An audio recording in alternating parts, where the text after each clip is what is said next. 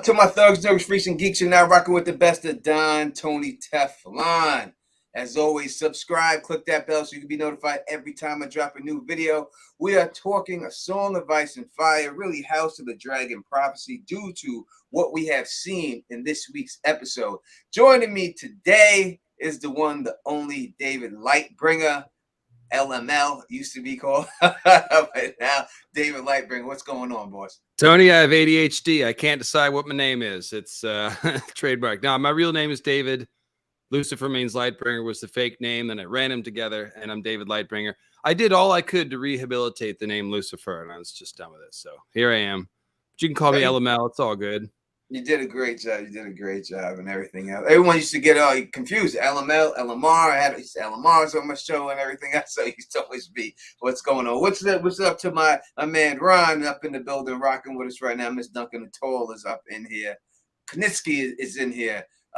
Crystal is in the building rocking with us. Muhammad, my brother from another mother. Jenna S is in the building. Kim Kelly is rocking with us right now. Thank you, everyone who's joined us. And we should have Gray Area coming in here a little bit later. And we should also have another one from Direwolf City joining us to talk about this as soon as they can. Santivia Major, what up? She's saying what up to LML. Sorry, I haven't been absent from all your streams in a bit. I'm sure she'll make up for it. I'm going to say thank you to all the people who are what do you call them? Memberships, who became members. You know, last stream I did, I got quite a few members. I think I'm up to 20 members from 0, which is amazing to me. So thank you. You know, if anyone wants to be a member, you know how to do it. Go on the page, become a member. You get free emojis. And, you know, if you stick around long enough, I will send you a thug mug. You know what I mean? And if you're a little bit, a little bit longer than that, then you get a book from me. Bridge 4, you should be in here right now rocking with us, man. All right, so let's talk about this straight up. Tony, let me tell you, I'm here because I had a dream. I had a dream that a dragon would hatch here on this stream. That's right. But I'm not sure if it's a real dragon or if it's some sort of like, you know, a Targaryen coming into their own or something, because those dragon dreams can be cryptic, man. They sure can. And I think that's what it means. You know what I mean? A lot of times when you have these dreams, these dragon dreams, they always misinterpret them. And I think that's the number one thing that we've seen from A Song of Ice and Fire, is that every time somebody has some type of prophecy, these motherfuckers in the story always get it wrong. Like, they never can get these things right. They always think it's about them, and it's not. They always think it's going to happen this time. It happens 400 years later. And I think that's the common thing that we see from them, is that most of the time they get these things wrong. Yeah, totally. And I think this is one of the ways that George loves to use the fantasy tropes and the magical elements of the story, is he embraces them, but then asks, like, well, what would people actually really do with dragons? Sometimes they would become Maegor the Cruel or the Empire of Valyria. What would it really be like to have prophetic dreams? Well, it would drive some people crazy. Another guy might drink himself to sleep every night just to try not to have dreams. And someone else like Rhaegar might try to fulfill the prophecy the best way he can and get it almost right and accidentally start a war. So it's a minefield. And it's fun to see on the show Viserys, like, we're actually seeing a character in person walk that minefield instead of reading about them, you know, in the world of Ice and Fire. We're actually watching him wrestle with it. So that's kind of fun. Exactly. Jenna S., thank you for the super chat. Oh, Tony, I missed you. So excited for the stream. Hello, Lightbringer. Thank you for the super chat. We truly appreciate it. We got someone rocking with us again. My brother from the Usual Suspects podcast, Bridge 4, is in the building rocking with us. What's going on, Bridge? What's good? Can you hear me? Yes, sir. Nice. Hopefully my audio is a little better. I started listening to our last podcast. I was using the headphones. That audio is terrible. This one was sounding right or no? Yeah, it sounds great. Sounds great. Cool. That is what. So we're talking about prophecies, Bridge, and what we've seen. So we've seen a little bit of it. When y'all actually heard this thing, now we know it was rumored in the books, right? From George, put the rumor out there. Did you actually think they would go there with this in this show? And was it shocking to you when you actually heard him say it? Either one. Oh, yes, give me or him? Both. Go ahead, Bridge. As he takes a sip of water. Sorry, buddy. Sorry, I'm getting all confused because I have YouTube and StreamYards, and it's you know how the sync is. I'm sure. I need. Well, I'll give you a second. I'll give you a second to figure it out. Yeah. So absolutely. I watched the episode a while ago, like you did, Tony. I was not surprised, just because of the thing that George had said a few years ago about, and maybe Aegon. Some people say Aegon conquered Westeros because he had a dream, and everyone was like, "Really, George? I haven't heard people. That's the first I've heard of that." It is a fan theory, and actually, it's one of those things when you go back and look for it. It's kind of obvious, to be honest. So the more I thought about it, the more it became like, yeah, this makes a lot of sense. Of course, like ultimately the whole Targaryen dragon blood thing runs from Azor Ahai and the original Long Night, in my opinion, all the way up to Jon and Dany. So the Long Night is the fulfillment of whatever all this dragon business is. So of course, the more you read about it, the more it makes sense. And like I mentioned to you, Tony, I've got the various dragon dreams that occurred in the story from 4 or 5 different people pulled, so we can go through those later and see like what they consist of. But there's some little, like Bloodraven mentions, for example, that Targaryens have been dreaming of things to come since before the conquest and before the doom, one or the other, I forget. So I don't know what Bloodraven's referring to, but he is aware of the history of prophecy and stuff. So where the more you look at it, the more you can see it runs through most of the Targaryen kings. Egg's father, Aerys I, was reading stuff about it, and yeah. Bridge, you got to unmute yourself, bro. You're muted. Yo, what's going on, guys? Yeah. So I was one of the people that like I didn't know how popular this idea was when it sort of leaked out a couple weeks ago. George R. R. Martin started talking about this in interviews. We didn't know exactly what they meant. Like, was it a dream or was it a scroll? And who had the dream? Right now, it's pretty. This is a season 1, episode 1 spoiler stream, right? Yep. Correct. Okay. So now we explicitly know that Aegon had a dream. That right? Correct me if I'm wrong. They said Aegon had a dream. Aegon's dream, yeah. Yeah. For me, it's weird because when they were doing those interviews, I was sort of leaning towards like Visenya having the dream. She just seems like more of the type of. Me too. Same. So, but if we go back to like high level, it doesn't really surprise me. The dream does surprise me, especially Aegon having the dream. But if we go back like half a year, I don't know when, at some point I started like thinking about Aegon's conquest. And it was the main question that we always ask ourselves, like, all right, so he conquered and he was peaceful. That's one side of it, that he when people bent the knee, he didn't like kill them, whatever. He let them rule. So that's one thing that's a little fishy. But the main thing that's fishy, actually, I think this clicked for me like years and years ago. I was really late to the ball. But what it finally clicked was because for some reason in my head, I had thought like Aegon escaped the doom, right? When it finally clicked that like Aegon grew up on Dragonstone. So now Aegon's got this massive dragon and he doesn't conquer until he's 27 years old. I was like, wait a second. Why did he wait till he was 27? Like a lot of these kids go to war on dragons at like 16, you know what I mean? So at that point it clicked to me and I just assumed like he had gone down to the Citadel. Maybe he read something in a scroll there. I always assumed that he read something in a scroll. It is pretty wild that if anyone, Aegon had a dream, the Song of Ice and Fire. Yeah, so it's pretty exciting. Yeah, and Karsnark, resident super fan and mod of every stream that exists, Carl Karsnark, has a great comment. He's mentioning that frequently in world history, conquest is fueled or powered or motivated by some sort of manifest destiny, some holy mission. I mean, it's a crusade. It's definitely not unusual. So it fits in that sense. And when you look back at Aegon's life, what you're talking about, it's kind of mysterious. Like we don't know anything about his motivations. The Targaryens are on Dragonstone for 100 years, just chilling, not conquering anyone, not recreating Valyria in any way. And then all of a sudden, they get in the little pissing match with Argilac. But Aegon immediately throws down with, I'm about to conquer the entire kingdom, and you can either, get in or get burned. And it's like, whoa, where did that sense of purpose come from? It really does appear to drop out of nowhere. Now, it's history, so maybe he was planning it the whole time, and we just don't friggin' know. But this does make sense as an answer. It fits with everything. And it's a fantasy story. So, of course, I mean, it's a magic prophecy about the world. It's like nobody should really be surprised, I think. The main thing that, Tony, I think people are struggling with is like, well, okay, so if the Targaryens always knew this, now we have to look at the Targaryen kings and look at their actions and try to see signs of them doing stuff about that. And there actually are some, aren't there? Yes, there is. So let's go through first. Let me talk about the Aegon situation. I think that Aegon, when he came over there, arrogant, was trying to get him as a buffer, right? He wanted him as a buffer zone because he was scared of Euron the Black because he was no way he was going to defeat him. He's seen that coming. So he wanted to use him as a buffer. You know, hey, let me get down with this dude. He can defeat this guy. But the deal wasn't there. Like, he offered him lands that weren't his to offer. All right. And Aegon was like, listen, you're offering me stuff that you really can't offer me. Who are you to offer me these things? And if you're offering me one of your brides, listen, I got two. I'm good on that.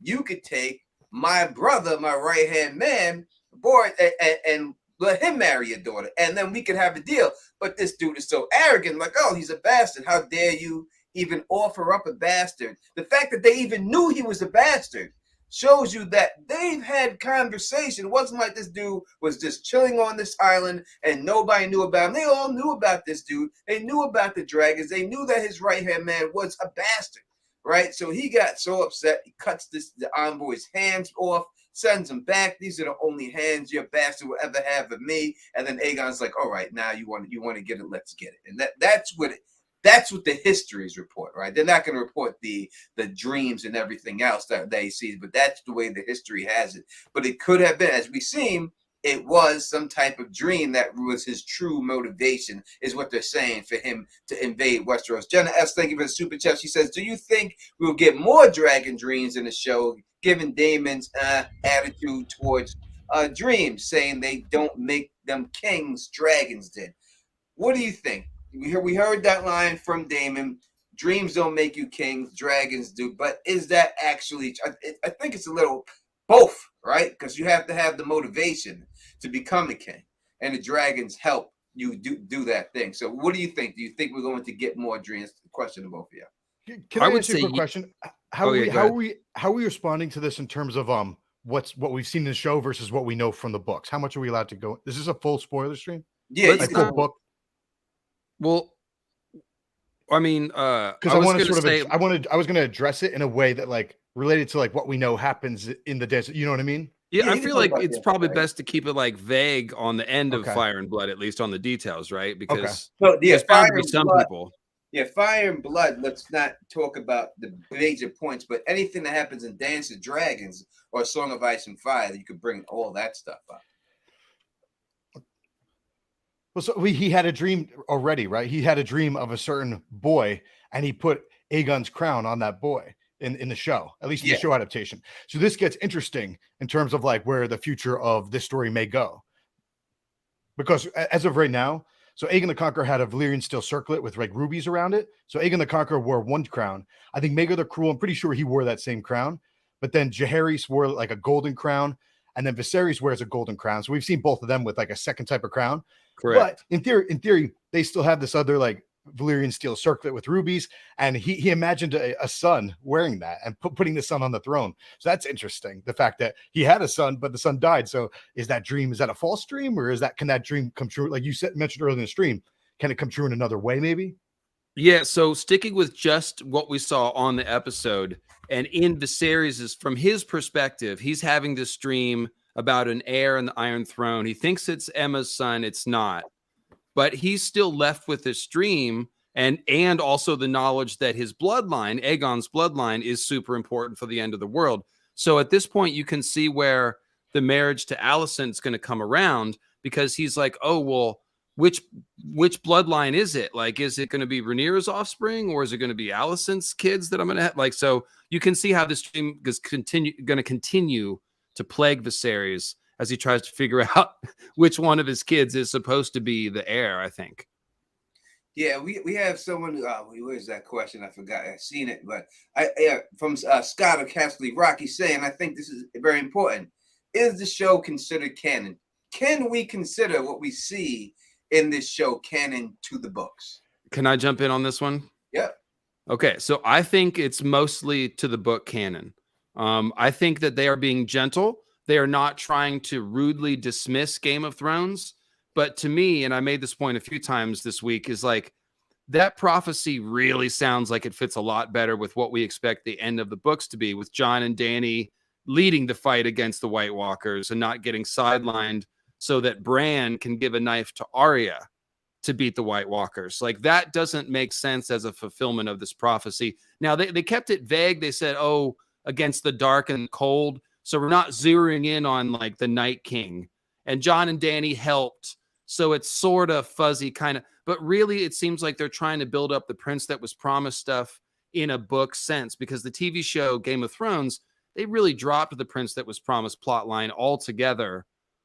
So yeah, it seems like with George, I mean, George is reviewing Ryan's scripts back and forth. So when Ryan's writing this shit, George is in on the brainstorming and the actual script parsing. So like, I think it's very simpatico. And for the most part, I believe that we're getting book canon here. I don't think like Aegon's prophecy, that's book canon for sure. Absolutely. Yeah, I would have to agree that I would put a lot of it canon. The fact that George R. R. Martin is hands-on with it, how can it not be canon to the book? I don't think that George is just making stuff up on the fly. I think George also understands that people are going to be looking at his stuff as book canon, you know, and expect that from him. And he says in every interview, he's faithful to the books, right? He always says that. So, well, and Gurm said it's his job to make sure the lore stays consistent with all of these shows. That was in his blog post. So I think it should be consistent. Exactly. I know I'm in the minority, at least here in this stream, I'm in the minority of, I think the show's ending in terms of like the Night King stuff. I think that is going to be close to what happens in the books. For me, like sort of the main takeaway of the prophecy isn't necessarily that someone like a John would do the something big, a physical act, right? It's more about like, what did Aegon want to do? Like Aegon didn't want to swing a sword per se. Aegon wanted to unite people. And what did John end up doing? John united like free folk, the Night's Watch, the North, some of the Vale, like, not everyone, but he united a lot of various factions, including Daenerys.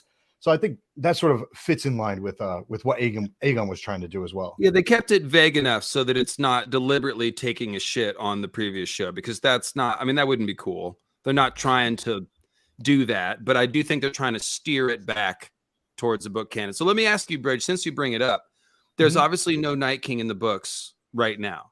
Do you think that a quote leader of the others of some kind will emerge? And if so, do you think that's going to be like resurrected John, Euron, or some White Walker King we haven't seen? Yeah, I 100%. I'll keep this short because most of the people on Teflon streams have heard me go into my tinfoil on this before. Okay, but here's a short version. I do believe if, like, especially in a Storm of Swords Brand 4, it's the it's where he's at the Night Fort, right? So I think there's a lot of allusions to like the Night King and him being there. It's just sort of like subtle hints that the Night King is going to come back. My version of the Night King is actually, and I wish we would have gotten the show Blood Moon because I think it would have been shown in there. I believe that Bael the Bard came down over the wall. He had a bastard with the Stark girl. That bastard, I believe, is named Jon Snow. The Stark girl was then forced to marry someone who became the new heir or whatever, who became, I think, Brandon the Breaker. So that Jon Snow went up to the wall. I believe that Jon Snow was the 13th Lord Commander, and that is the Night's King of history and lore that we're going to see about. For me, so real quick, I'm getting close to the end. Don't worry, guys. So original Night King. I don't think. What's that? Sorry. Original Night King is coming back, is what you're saying. Yeah, well, I didn't. Okay. Yes and no. I don't think he was like the history and lore. I don't think he was a White Walker. I think he married Dany Flint. She had her blue eyes, right? So I think he married Dany Flint, and his brother Brandon the Breaker killed his wife and his children. And then the 13th Lord Commander, he went north, and that's when he was converted into the Night's King. So the whole like history and lore, I think he was a human. I don't think it was a White Walker. Yeah, definitely. So I definitely think that all of the Night Fort and old Northern legends should not be considered to be in any chronological order. They are really just a collection of folk tales that we can rifle through and sort of try to piece together a story from. I think that's the right approach. There's a lot of ways that you could do it. I do think they all have little pieces of the story, a lot like what you're saying. I also think that, my most tinfoil idea on that essentially is that the original Night King, who's probably the same person as Azor Ahai, and that shut me down anytime you want, Tony, is probably stuck inside the Weirwood net. I think there's an entity in the Weirwood net. And I think when the show showed us Bran and Night King like contacting in the Weirwood net, I think that is right. And something like that is going to happen. I think at some point Bran is going to find this other presence in the Weirwood net. And I think that, and this is really gray areas in Aluki, Memory, Sorrow, and Thorn shit, which you guys are probably familiar with. Is that Can you repeat that last line? What was that last line you said? Oh, I'm just saying this is really gray areas, Memory, Sorrow, and Thorn theory, the Inaluki thing. Where I'm not familiar with that. Can you give us a high level? Yeah. Well, Inaluki is an Azor Ahai / Night King anti-hero figure from the past, connected to a magic sword and shit. He's dead. but he made his magic sword out of a tree. He poisoned a magic tree, an ironwood or something, and then made a magic sword. He ended up trapped in astral realm, but then in the current story, he comes back and incarnates again. So I am wondering, there's a lot of parallels, and to me, it makes sense that like Night King is a Cthulhu-like being in the astral plane now, which is Weirwood net, and that he's looking for a way to get out. So I think he might possess Euron, for example, or he might try to stuff himself in Jon's corpse if the others can steal Jon's corpse. So which I think they're going to try to do. So I think there's a lot of chances for a Night King to happen. But yeah, and like you're right, this all has to start with humans transforming. I agree with that. Yeah, too. real quick, not nerdy, just more about the interviews that came out recently. It's not 100%, and I don't have it in front of me, but the way there was an interviewer and then someone responding, I think it was Condell and George R. Martin responding, and they specifically mentioned like the Long Night, the Night King, and a couple other things in the question. And then Condell said like, and George R. Martin, I think, was involved in this interview, but Condell answered it and he said, like, yep, and this all comes from George R. Martin. So he didn't explicitly state that there is a Night King in the books, but it was sort of like alluded to based off of who asked the question, who was sitting there answering it. It seems like we're going to get a Night King in the book. It would definitely be one of the least surprising things ever. Let me go through my Night King theory since everyone's got theirs out there. Yep. First, let me give a shout out to my man, my brother James Johnson, who was the original person who came up with the theory of that there would be a Night King. And I remember 9 years ago when he said it, everybody laughed at him until they actually showed him on the show. So shout out to James Johnson, the first person that ever said that the Night King would be the big bad of this show. Real quick, can I ask you a question about that? When was the Night King first mentioned? Was it? It might have been Old Nan. It might have been in book one. It was just in that passing, in one passing book that they book did. One, yeah. For a second, I was thinking it wasn't until book three. Yeah, and that was it. So, but my theory is we will see a Night King, right? And then we have seen a Night King in the show. They didn't go this way in the show, but this is what we see. So in the show, what we've seen a little bit is that when we see the White Night King change, he changes a baby into a White Walker, and then we see all these old men White Walkers. So somehow I don't think that these babies has taken all these years for them to get to that age. Somehow they age very fast. So this is what I think. Oh, you don't believe in White Walker daycare, Tony? No, I don't believe in daycare White Walkers. None of that. So what I believe is this: that the new night, the baby is going to be Sam. Baby Sam is going to be the new Night King. I think that when we look at the situation, you see that Jon Snow had Mance Rayder's baby and Baby Sam there. He was afraid that Mance Rayder's baby was going to get burned. All right.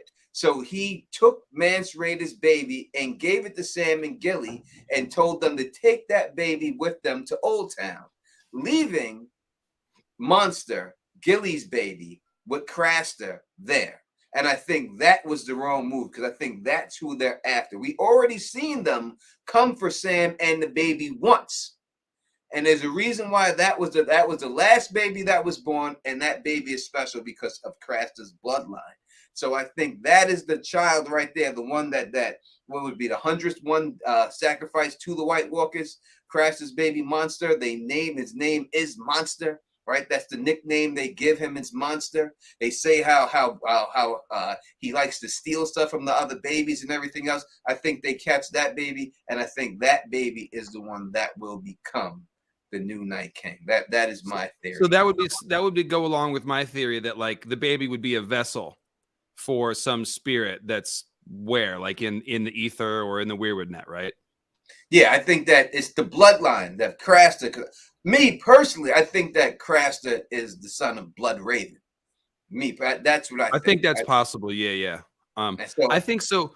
Here's what Bridge. I don't know how much is my stuff, but the way I think Martin works is with archetypes and symbolic parallels. So the way I talk about characters is such and such is a Night King character, such and such is an Azor Ahai character, such and such is a Nissa character. That doesn't mean reincarnation. It just means they're reenacting Azor Ahai stuff. And what it turns out is that almost every character that is Azor Ahai is also Night King. And Stannis is the easiest example to see it. He runs around with a flaming sword, fire magic, goes to the wall to fight the others. That's all Azor Ahai shit. He's literally called Azor Ahai. He starts from Dragonstone, just like Aegon and other dragon lords. So he, even though he's not Targaryen, he's a pseudo dragon lord in that sense. But then he goes to the wall and makes his seat at the Night Fort. Oops. And he's dating a beautiful witch woman in Melisandre, and Selyse actually has Night's Queen imagery too. It's more complex, but the point is, like, Jon Snow, same thing. Rhaegar, same thing. Bloodraven, same thing. So if Craster is Bloodraven's son and a dragon seed, that would just fit the pattern. All the Night King people are implied as dragon people in some way. And I do think the original Azor Ahai and the Night King are either the same person or father and son or uncle and nephew or brothers or some, just like the Brandon the Breaker took down the Night King and maybe they were brothers. We keep getting this idea that, like, the Night King last hero shit was a family affair of some kind. So I think this is all the same bloodline that we're still dealing with. Yeah, and I believe that House of the Dragon, some type of Targaryen blood, has something to do with the White Walkers. I think, without a shadow of a doubt, and it'll be proven that's. Look at the hair. I mean, look at that hair. But we look at the original descriptions of the White Walkers in the books compared to what we've seen in the show. They look like Ice Targaryens. They don't look like these creatures that we see in the show. That was put that. This for to make you scared of them. But if you look at them, they say they're elegant, they're beautiful, they look like ice versions of the Targaryen. So when you take that into account, then I think that's what we're going. That's what we have there. And I like that the Night Fort. I think the Night Fort, everything comes from the Night Fort and the Night Queen and everything else. You know what I mean? That's why I don't believe that there's any type of magic myself inside of the wall. I think that's all propaganda. Made up, that lie that that keeps out the White Walkers. Because if that was the case, how could the Night Queen live inside the wall, literally inside the wall, in the Night Fort? It's the only place that had the rooms carved directly into the wall, and nothing happened to her ass over there. I think it's possible that is somewhat symbolic, and that north of the wall shit is actually in the Weirwood net, and Night King is looking for his girlfriend, like, in the astral plane. That's one possibility. I do think there's some magic with the wall, Tony, but I don't think it's for sure that it keeps White Walkers out. I mean, Melisandre says it's a focal point of magic and it's a hinge of the world. So that other people say it's made with magic, but what does it do? I think it's the same thing like the dragon horns. Like, what does it do? Maybe we don't really know yet. So one piece of evidence we have is Cold Hands. I believe that when he came to the door, he had said that he couldn't go through it. But listen, let's look at this for. I'm sorry, a little pushback. Cold Hands to me is being warped. I don't think Cold Hands is alive. So he could just be saying that not to go, right? Because he doesn't want to go. If you look at Cold Hands and we look at dead people, we see his hands are 100%. They got blood in them. They're dead. They're all black. So I don't think Cold Hands is alive. I think he's being warped. He's definitely dead. Yeah, I think he's undead though. And he's being warped. He's being warped by like Bloodraven, the last Greenseer, to help guide Bran. I think that's why he's there. So what's interesting, you just don't with believe Cold Hands? No, I think he's lying. I think he can go back. He's just lying. He doesn't need to go back there. I'm hurt. He's one of my favorite characters. I can't believe you would doubt the veracity of the oldest Night's Watch Ranger on the wall, Cold Hands.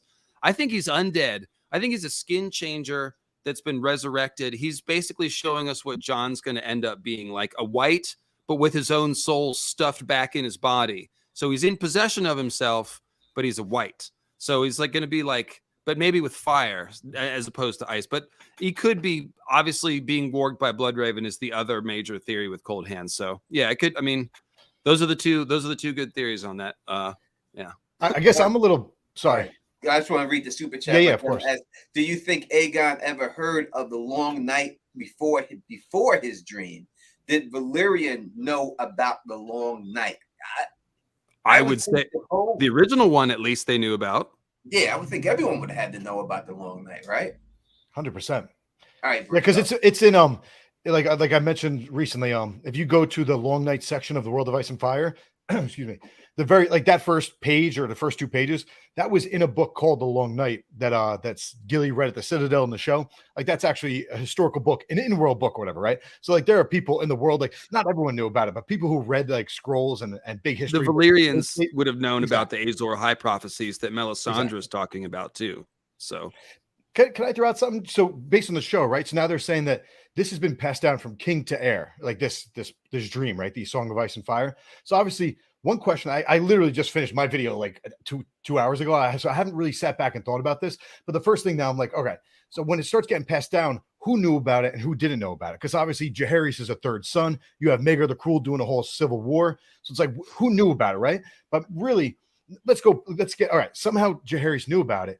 But did Good Queen Alysanne know about it? Because when she flew up to the wall, and then her dragon, you know, like she's like 3 times I tried to fly over the wall. Did she know about? Definitely knew. She was messing around with the watch. She moved them away from the Night Fort. Mm-hmm. She gave them more land and made the second gift. So that's one of the strongest evidences of Targaryen monarchs taking active measures. Yeah. To do. And wasn't it also said that the King's Road I think it was on the podcast with Ryan Condal, that the King's Road was built by Jaehaerys in part all the way up north so that they can move their forces up to the wall if need be. Yep. So that's wild. That was I was like, so today when I uploaded my video, it took like an hour for it to process the HD. So I was listening to the podcast. I was listening to the podcast on 2x speed. And I just couldn't pay attention. It's just been such a long day. All of a sudden that jumped out at me. I'm like, they built the King's Road. So that, like in advance of the long night, that was a crazy reveal. Yeah, it was cool. Renee of House Stark is saying, have y'all talked about Viserys' vision yet? We're doing that right now. It seems eerily similar to the stallion that mounts the world prophecy. And I think that when you look at the stallion who mounts the world and you look at the prince who was promised and everything else, I think these are all the same prophecies, but in different cultures, they say them differently. But it all means exactly the same thing. You know, well, think about this, Tony. A prophecy is seen first, and then people describe it. So they're probably seeing a similar thing. And this even could be all the different Targaryens and stuff seeing similar stuff, but comes out slightly different. I like that catch. It is similar. Yeah, it definitely is. Without a shadow of a doubt. We got another super chat. Thank you so much. Could Viserys' fear not be of the dragons, but the giving nukes to temperamental people like family? That's why he tries so hard for people to get along. Yeah, actually, I want to throw out a question to you guys because I haven't thought about this yet. And it was in the trailer, so I've kind of like tried thinking about it a little. I couldn't ever make sense of it. But after episode 1, he did explicitly state that he's like, dragons are a mistake, right? But this is interesting. So on one hand, he has this vision of a cold wind coming from the north. Yeah, he thinks dragons are a mistake. Like, I'm not able to reconcile that yet. It seems like if you're envisioning like some great war, you want to unify the realms, you're going to want dragons on your side. But it seems like he thinks dragons are a bad idea. Like almost as if he might think that they're part of the reason that this war happens or something. Yeah, I think, Bridge, you've drilled down to the central conflict of his character is that emotionally, he does not trust the dragons. He sees the destructive power, but he also knows that there's this prophecy. So he's basically chained to this thing that he is afraid of. And that sense of danger is what is messing with him. And that's why he sounds the way he does when he's trying to impart to Rhaenyra all this stuff. So that's why I like Viserys is sympathetic, because he's very much caught in the middle of all this. So Daemon, it's what's interesting with Daemon and Viserys. Daemon embraces the dragon, but rejects the mysticism and the prophecy. Viserys is just the opposite. He's scared of the dragon, but embraces the dream because he's acting on his dream. He's telling Emma, "Oh, I believe it. Don't worry." You know, so it's different. Like this different side of this Targaryen magical heritage. The different brothers are fine. They're gravitating towards different sides of it based on their emotional personality, I would say. Yeah, I have to agree 100%. But I think that it's hard for him to grapple with what he knows. What he needs the dragons, but he doesn't want the dragons at the same time, right? So it's like he had no choice but to have it. I guess you could look at it the way we are in our world. We talk about nuclear weapons, right? Nobody wants to have them, but right now we need to have them. Every country needs to have them to feel safe. And when he believes that there are going to be a cold wind coming from the north, he knows that these dragons are going to be very important. And I also think he's foreseeing a little bit of what's going to happen to his family and the dragon, what the dragons can do to tear his family apart and stuff like that. So yeah, Rhaegar had a sense of doom about him, Barristan said, and Viserys probably has that same feeling, right? Yeah, I would agree. But we can go through. So I know you have some of the prophecies, the dreams. Ooh, yeah. And me personally, I'm saying, I know we talked about this, and I've said it, and people on my channel, you know my theory. I believe that all these dreams that the Targaryens got have been sent by the children of the forest. I think that it's the last green seer. She's the one, what he, she, whatever you want to call it, is the one who has sent these Targaryen these dreams from the beginning. Or I think they've said everything. I think that it was the children of forest last green seer that drove the Mad King mad by showing him future pictures of what was going to happen with the White Walkers, and this is what got him going crazy and saying burn them all because he's seen all those images. I think all of this that we've seen was from the children of the forest, the last green seer. If you want to say it's Blood Raven, you can, but he's been body snatched. I think that's what it's been. I think they have 100% set this whole thing in motion. So every dream that we get, I think it's from them. That theory it works with what we're seeing because all of the dreams are kind of a piece. They're all talking about similar stuff. So they could either be coming from one source, or they could simply be real psychic visions of a certain thing that's going to happen, and they're all seeing it. So yeah, either one of those works pretty well with the evidence we have. I also want to point out that as far as what Viserys saying, oh, the dragons, we should never have messed with them, but we also need them to fix the long night problem. That works very well with the idea that the White Walker creation and the first Night King has something to do with Azor Ahai and ancient dragon lords, which we've all just mentioned some version of that idea just now in our little chop up session. So it could be that either they're implying that or Viserys even has knowledge about the original Azor Ahai and long night shit. Somebody has to at some point. I think Dany is going to be learning about that original long night sin, whatever it was, before the story's over. So, well, we got over 220 people here. Make sure you hit that thumbs up button for your boys out here so that YouTube spreads this across the algorithm. Again, you could become a member of Teflon TV. You'll get cool things like this Doug mug. I'll send you one. You know what I mean? So if you want to become a member, you know how to become a member. Make sure you got that option too, and then everything else. And make sure you hit that thumbs up button. It doesn't cost you anything. And what up to my up in the building to you? How you doing up in there? What up to Tom 531 Cat? What's going on to you? All right, let's go through.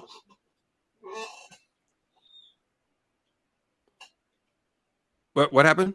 Dreams. Yeah, you have dreams. Okay. All right. I was scrolling to the right place, and then it got quiet, and I was like, wait, what happened? It reminded me one time when I went to private school, and I was on a field trip, and we were on the bus, and I was listening to music on the headphones, and the bus gets to the location and stops, and it's a Christian school, so we have to pray before we get off the bus and go to a new place or something. I don't know. So I'm still listening to my music, and they're praying. And I turned to the band, hey man, next to me, what are you doing? Something really loud that I'm saying. And everyone's like, oop.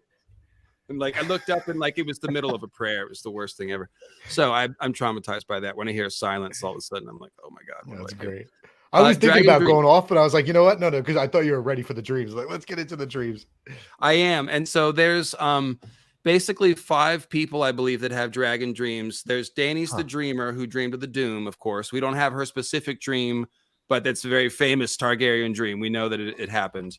And then we have Daeron the drunkard, John the fiddler, who's really Daemon Blackfyre II. Oh, yeah. Daenerys, of course, has dragon dreams. And Maester Aemond tells us about his dragon dreams. Other Targaryens have had them, but those are the people whose dreams we have like specific references to. Yeah, real quick, I wish I could quote whoever mentioned in the chat. I mean, this theory's been going around for a while, but of course you have Mad King Ares with the burn them all. Like now we have to wonder, we have more evidence that maybe he was having some sort of dreams with burn them all. He was envisioning White Walkers maybe. Yeah, and I do want to point out with Ares that it's important to parse out that he was a sadist and like he burned people alive for fun and like reveled in it. Like that's not the dragon dream. That he's a sadist and also was having weird dragon. He tried to do all kinds of weird stuff. He tried to build a second wall past the original wall. That sounds like something having to do with White Walkers. He tried to build a new white city across from King's Landing.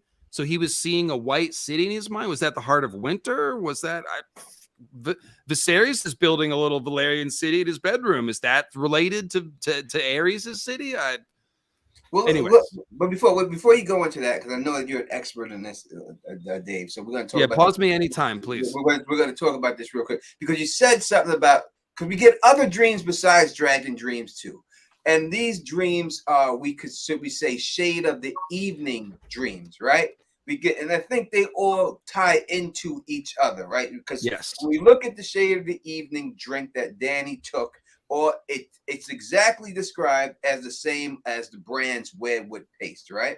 And I know you've done many videos on Weirwood paste, Jojen paste, and everything else. So do you think now just one really funny one with lots of good jokes, and everyone should watch it. It's called Weirwood Paste is People. It's my funniest video. I swear to God, you should go watch it. Go ahead, Tony. But yeah, so if the children of the forest did kill Jojen, put him in some paste and feed him to Bran, and then all of a sudden we see that when Euron gives this shade of the evening to his brother, he is able to then use a glass candle to go inside of his dream. So somehow the glass candle allows you to go into dreams, and the illusions that you get are from most likely the drink that you got to make you more believable when you're able to do this. So these are two man-made things that basically give you the power that the children of Forest have without that situation. So I think that when you look at that, and Melisandre always says she's afraid to sleep because when you sleep, that's when the great other comes into your dreams. And that's why she stays awake the whole time, right? So these dreams, though we look at them like they're good things, always remember, as Melisandre said, it's this whispers of the great other. So that's what I think, and I do believe the great other is Bran Stark and them in the Weirwood tree. So, Tony, you're actually hitting on one of my 3 principles of prophecy. We've already talked about the third principle, which is pain. Prophecy causes pain for the people who have it. The other one is that there's only one psychic highway. And you could take different on-ramps to that highway, shade of the evening, Weirwood paste, glass candle. But once you're on the astral plane, everyone can see each other. Everybody hears about the Red Wedding, for example. Patchface, Ghost of Highheart, and the House of the Undying Visions all talk about the Red Wedding. It was such a big event. Everyone saw it coming in their own way, okay? When Melisandre gazes into the flames, she sees Bloodraven and Bran in a symbolic form, and says, oh, he sees me. She feels like they can see back. Yeah. So Bran and Bloodraven using the Weirwood net to access the psychic highway, Mel using flames, but they can still contact each other.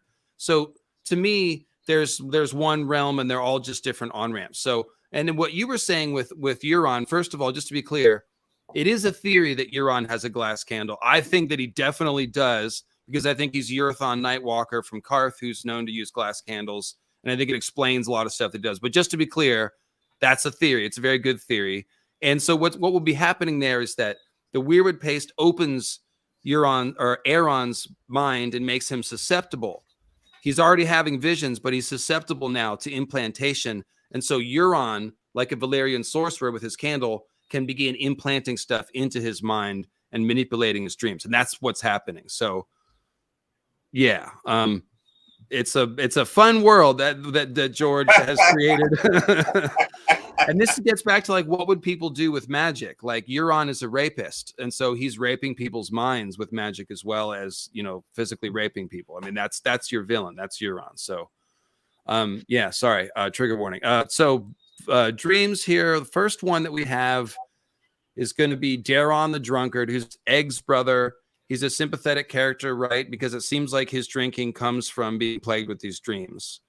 And it's real. He says to Dunk, he says, I dreamed of you.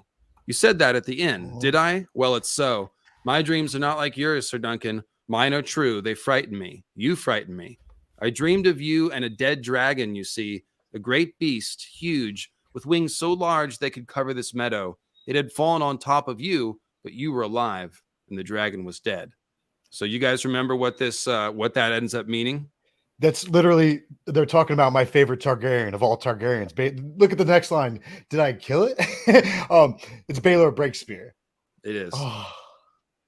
Yeah. So the dead dragon is a dead Targaryen whose death is connected to Dunk, because Baelor, he jumped into this fight on Dunk to defend Dunk's honor, essentially, and then suffered an accidental wound that killed him. So this dream shows us that dragons can represent people, and also the dragon dreams can essentially be a death foreshadowing.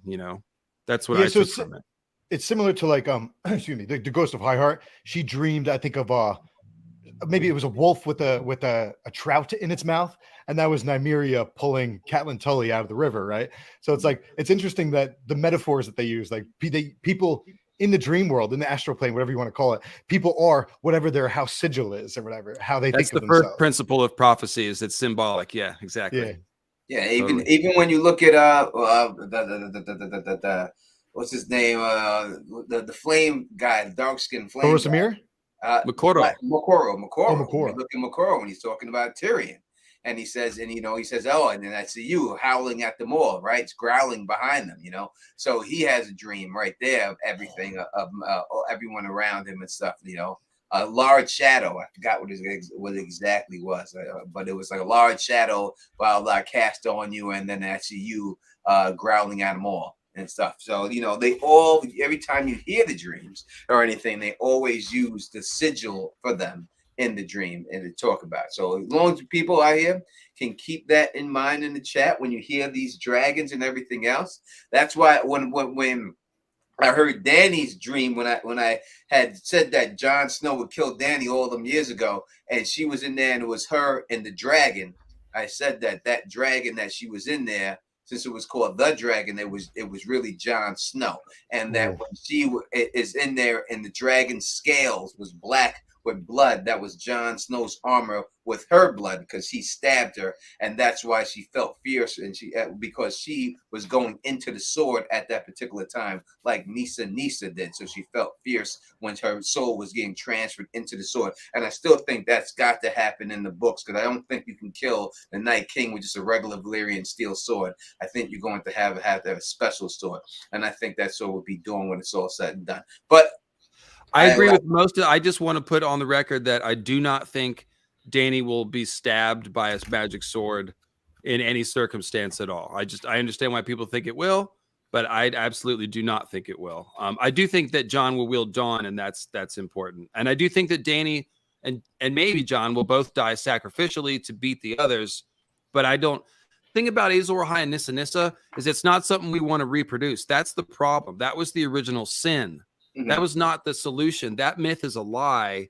And when you look at it, it's easy to tell, because it's blood magic. The guy's murdering his wife in order to create a talisman. So that's blood magic. And then what happens? The moon cracks right after it happens. So that's not good.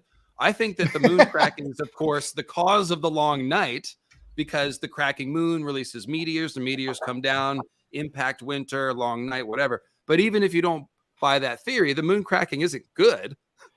So can I just throw this out there though? So I have an issue trusting you because you're Lucifer. I can't, if you smile and talk to me, how am I supposed to take you seriously?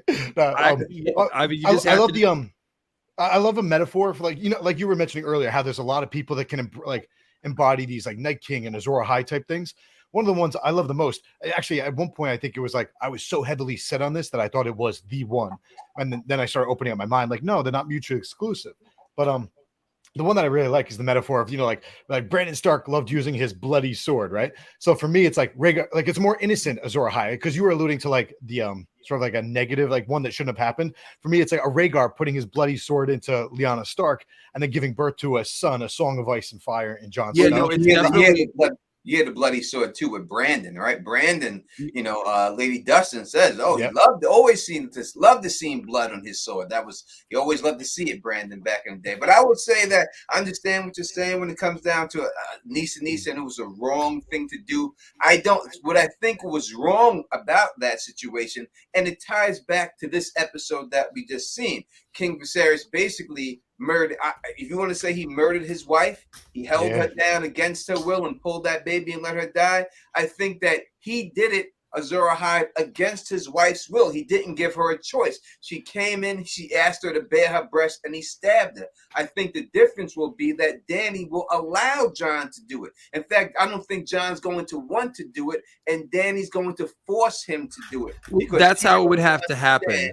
I agree with that. That this is how the only way for this to stop, and that's what I think would be the different situation compared to that in the Nisa situation. Well, and it would also be very different from the TV show where Dany's being killed because she's a rabid dog that needs to be put down. Now it's like they're completing a magical ceremony to defeat the Long Night. That obviously would play off very differently, and we'd feel differently about Jon and Dany both. Just to go back to the bloody sword and the Barbie Dustin thing, that is such an important thing, Bridge and Tony.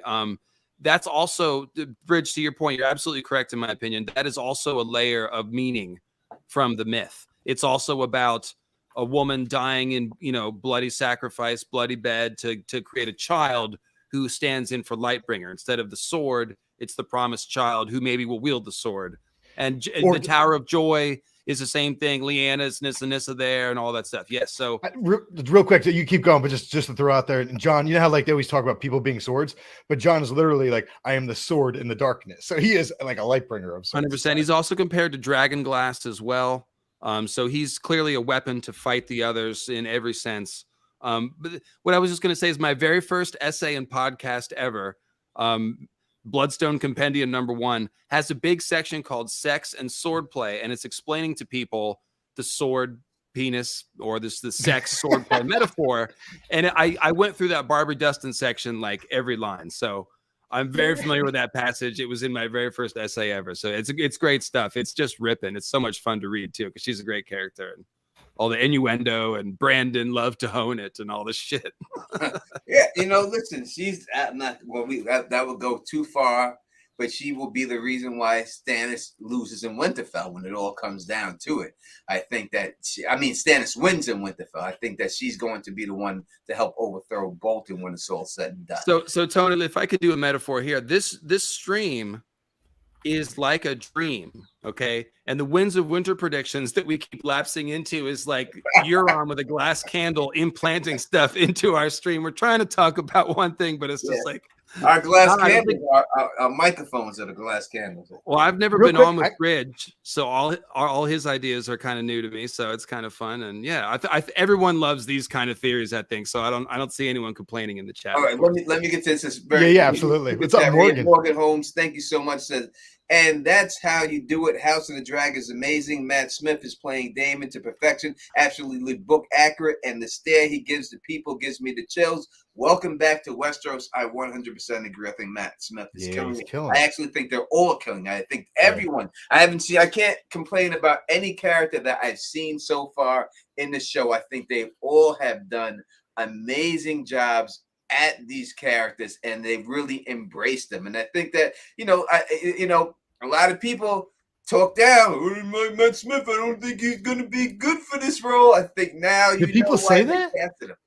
Yeah, people were saying that in the beginning. Really? Yeah, because I'm telling you that a lot of these fans in this think that every Targaryen looks like Brad Pitt. They think that every Targaryen is beautiful. It has to be. Not that Matt Smith isn't a handsome man or anything. I mean, I'm not looking at him like that, but I'm sure. No, he is a funky looking dude. Let's be honest. He's a funky looking dude. I don't look at him like that. I have no idea. So I'm just saying that, I think people want them all to be so attractive that when they hear who it is, you know what I mean? Oh, no, it can't be him. They want it to be, Magic Mike.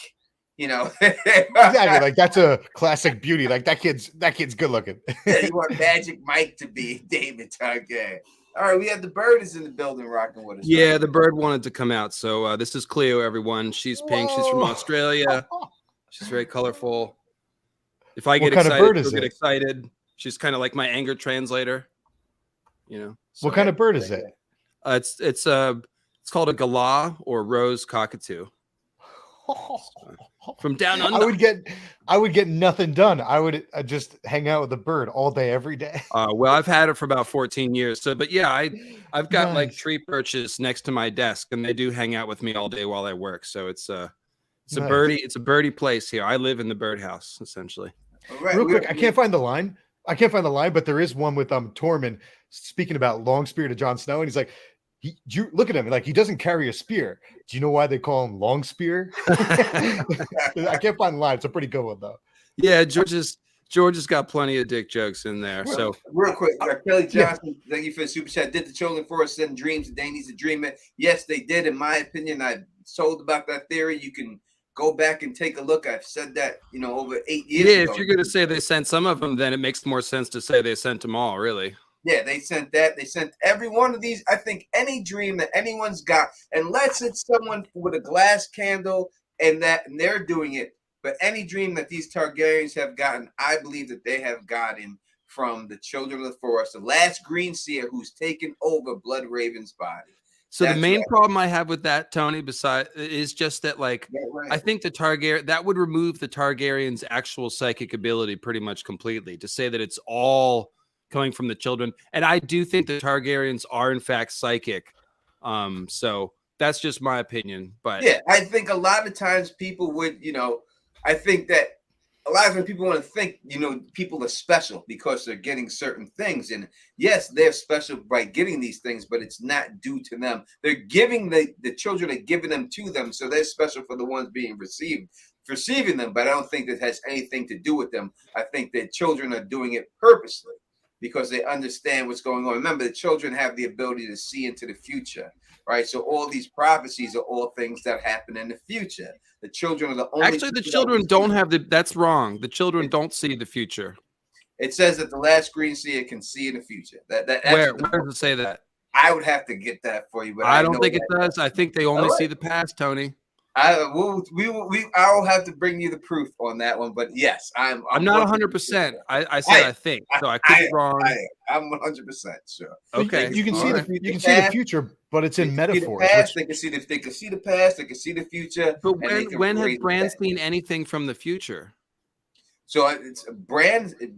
When I talk, I'm just saying the children in general. So whatever Bran is seeing is a different situation. You know what I mean? So Bran is using the Green Seer magic, and he's only seeing the past. So I'm just saying, where's the example of any Green Seer or Child of the Forest seeing the future?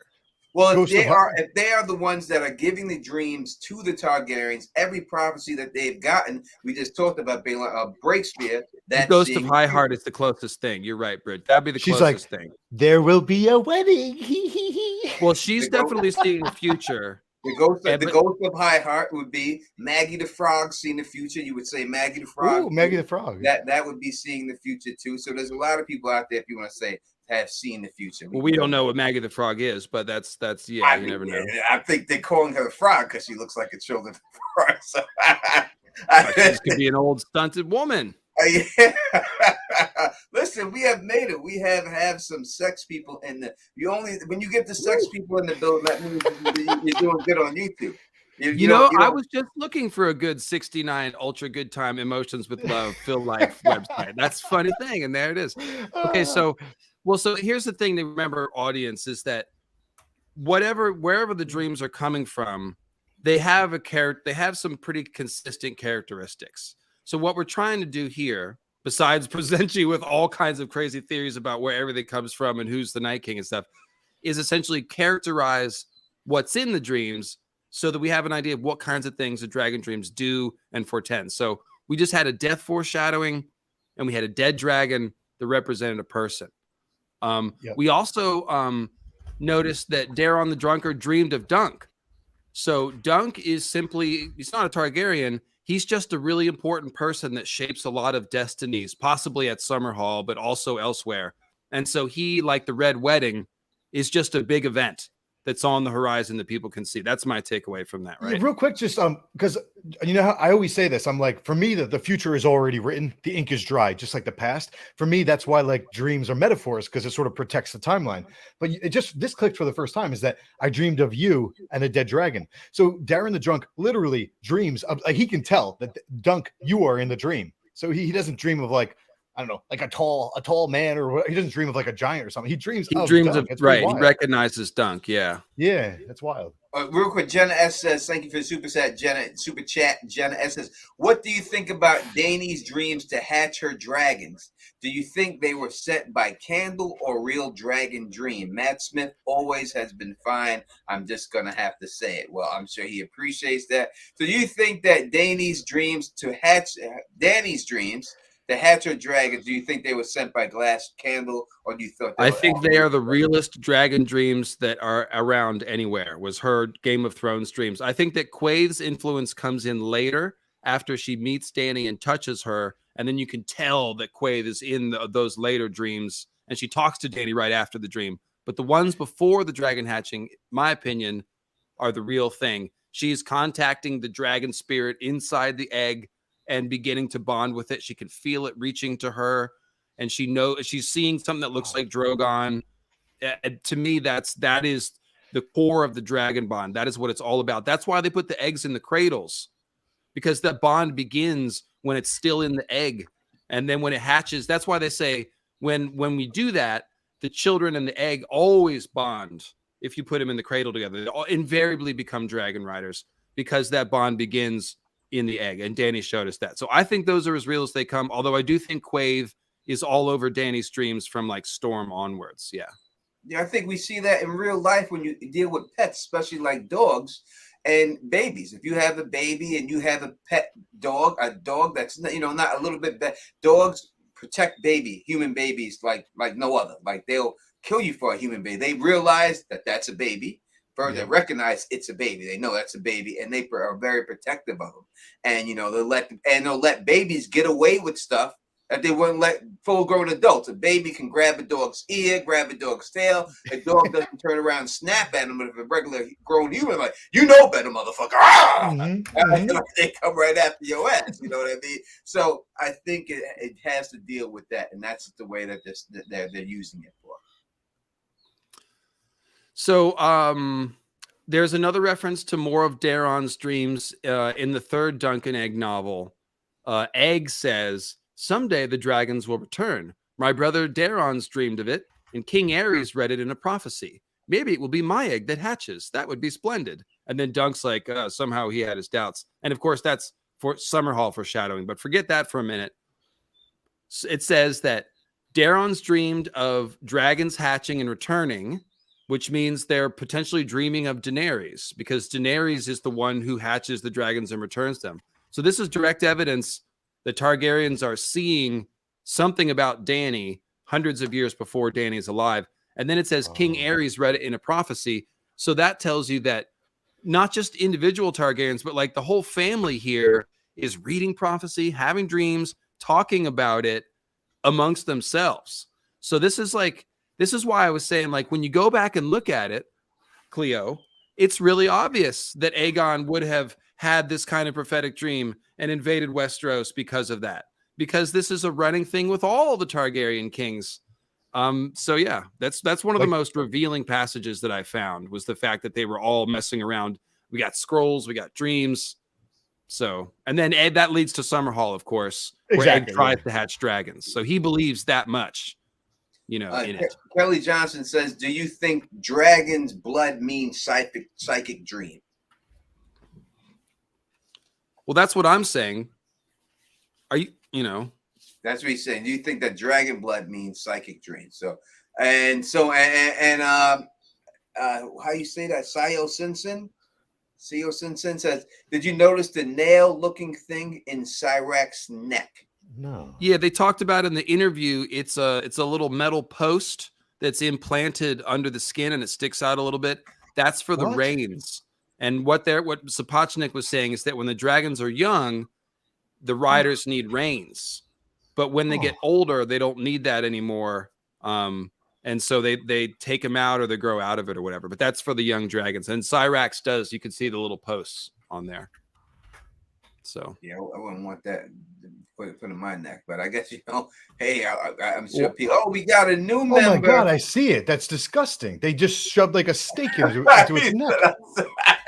Will they skillfully implant it like a tag under the skin at a young age, and then it grows? It's it's there when they grow. So look, I think that they are going to be playing this angle up of like the Targaryens keeping the dragons is kind of like fucked up, to the dragons, and then making them go to war with each other is going to be really sad and twisted. So I do think they're going to take that angle a little bit. Like these Targaryens are kind of monstrous for doing this. Well, I would say when you deal with people, I mean, I'm up here in upstate New York right now, right next to Saratoga, New York, where all the horse races and the thoroughbred tracks all around my house and thoroughbred breeders. And when you look at what these people do to these horses, it's not that nice. You know what I mean? No, it's not a nice business. Now, you make a lot of money when you're studying these horses that win. You're talking about $100,000 for a male, $50,000 to $75,000 for a female horse, and they're studying these horses constantly. You know what I mean? So,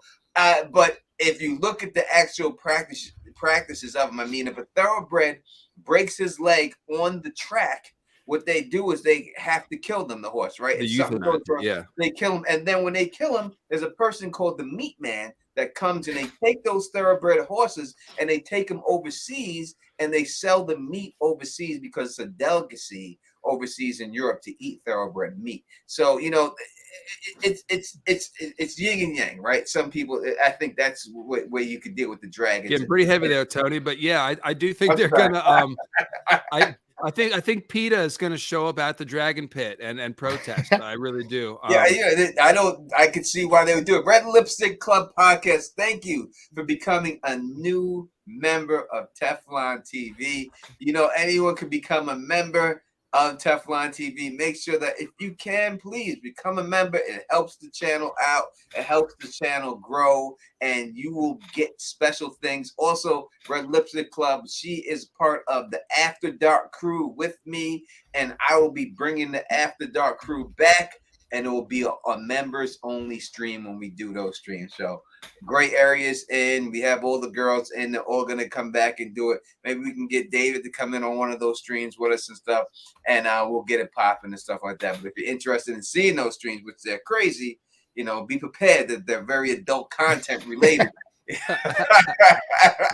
That's what After Dark means. So bring it back and so like that. All right, we're going through all the prophecies that we've seen because of what we've seen in this first episode and the Catspaw dagger. Let's talk about that for a second. Is this a real serious thing, or is this just for show?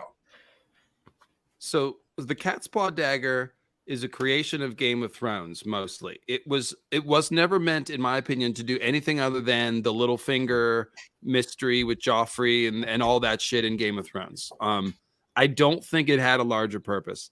It became Lightbringer on the show. Instead of Dawn, they essentially used that as Lightbringer. So when you think about it that way, what's going to be Lightbringer in the books? It's going to be Dawn or Reforged Ice or something badass like that, just to be not to be like badass, man, but like, yeah, it's not going to be a fucking knife. So I think that what they've done with this knife is they've used it to make a somewhat of a tie back to Game of Thrones. So, okay. But mainly it's the prophecy and the glyphs that we're supposed to think about. It's the prince that was promised prophecy that's important. So it is a nice way to do both, because it's like this is the knife that actually helps end the long night. So it's cool to have the prophecy on it. Like that's groovy and everything. But yeah, that knife is not going to be a thing in the books, I don't think. Somebody's like, maybe that was Rhaenys' knife, since the other two had swords. And that's cool. I like that, but maybe they'll backfill that. But Arya does get Dark Sister because it is in the cave with Blood Raven, right? So, I mean, yeah, presumably Mira could bring it back, and Arya could get it, or Mira could use it. I like either of those ideas. Even Jon could use it because he's got Daemon parallels, and Blood Raven had it, and Jon has Blood Raven parallels, and so yeah, I mean. But her needle is based on the same type of a sword by Braavosi blade, and that's what Dark Sister is, a Braavosi blade style too, right? I'd never heard that Dark Sister was a Braavosi style blade. Yeah, that's it's thinner, but not. It's thinner, but it's not explicitly stated to be necessarily that thin. I mean, how thin do you want to go here, Bridge? I mean, Well, a if you rapier, look at Dark Sister in the show versus it's Blackfyre, thin enough. It's thin enough. I mean, all right. So we would say needle is more rapier, right? It sounds yeah, exactly, right? exactly. Like the pointy, sticking with the pointy end type sword. Yep. But I think it's the same style blade. I think it was stated that it is a same style blade and stuff. So, I mean, I think Dark Devil's Sister advocate was about the great in dagger, though. Arya's. Sorry, what'd you say, Bridge? Look, I want to quickly play devil's advocate before we move on about this. Right. Devil's advocate with the dagger, because I personally do think why. I just want to throw this out there as food for thought. So just to play devil's advocate, right? I just teased. Go ahead. So, sorry. Literally, the first thing that Syrio Forel ever does to Arya is he throws her a sword and she drops it. So you have that sort of technique. Now, that may have just been something they paid off in the show, right? The second thing he talks about, like, all men are made of water. You pierce in the water. That's number 2. And also, when she, I think it was Sandor taught her how to give someone the gift of mercy. It was with a dagger that had a pink jewel in its hilt. I'm pretty sure she ends up throwing that dagger in the water over at Bravo. So obviously that dagger is not that big a deal. And as far as the Catspaw dagger in the books, it was never mentioned to have a dagger or a ruby in its hilt. But I don't know. Part of me thinks that the dagger might come into play. I actually think that it's going to be very similar in the books. I think it's right. going to be. So it says about Dark Sister. It says that it's a possession of House Targaryen. It may have been forged for a woman warrior originally. It's a slender blade and designed for a woman's hand. Yes. So, or sexy Daemon's hand. Yeah. So basically, it's for a woman. I mean, I think the woman, if you look at the Dark Sister in the show, Arya would be the dark side of Sansa, right? So that's why I like it. It's because of that, yeah. So I think it would be hard to get the sword. Because Arya's the darkest sister around. Yeah. In this book show, she is. And she is kind of like a twisted, like a messed up silent what blade sister. do you got there, Bridge? So this is a sword that my mother got me one time. You see, it's not a bastard sword. Like the bastard sword would be out like there. Yeah. So this is sort of how I envision Dark Sister. Like it's a long sword, but it's a skinny long sword, more for poking than for slashing. Let's say. Yes. See, what you want Exactly. more like a bastard sword, more like an oath keeper type of a thing, So my favorite sword I said in a recent stream was, I don't know if you've ever watched The Last Kingdom. I like Uhtred Ragnarsson, his sword. It's shorter. It's more like a gladius. It's like a gladiator's sword. Well, it's probably one of those what are they called? The Utrecht swords, the Viking swords that they made with Damascus steel. But let's get back on the rails, I guess. We have been destroying Tony's intended top. I mean, I'm all three. No, we're fine. This is what we do on this channel. Usually, it always goes off base and everything else. But I know. Everyone here is enjoying. Everyone knows how my theories get a little crazy out there, and it's good to have other people with crazy theories and their own, thoughts on these theories and stuff. So it's always a good time. We've done Daron the Drunk, his dreams. What are we going into? What, like Daemon Blackfyre number 2? Is that's correct? That's exactly what's going next. What was his name again? The singer you said? John the Fiddler. I love John the Fiddler. He's running around, he's having a jolly old time masquerading, and he's got fiddles on his sigil. He's very well dressed, a little too well dressed to be a mystery knight that no one's ever heard of. But he's staked the entire second Blackfyre Rebellion on his dragon dream. So he's very confident in it. He dreamed of a dragon being born at White Walls. And so this is a scene where Dunk is overhearing a couple of plotters, the people that are running the Blackfyre Rebellion for real, because John the Fiddler is very much like off in La La Land or whatever. So it says, easier to speak of victories than to win them. The speaker had a deeper voice than Peak. That's Unwin Peak. A bass rumble with an angry edge to it. Old Milkblood expected the boy to have it. So will all the rest. Glib words and charm cannot make up for that. And they're talking about Blackfyre, the sword.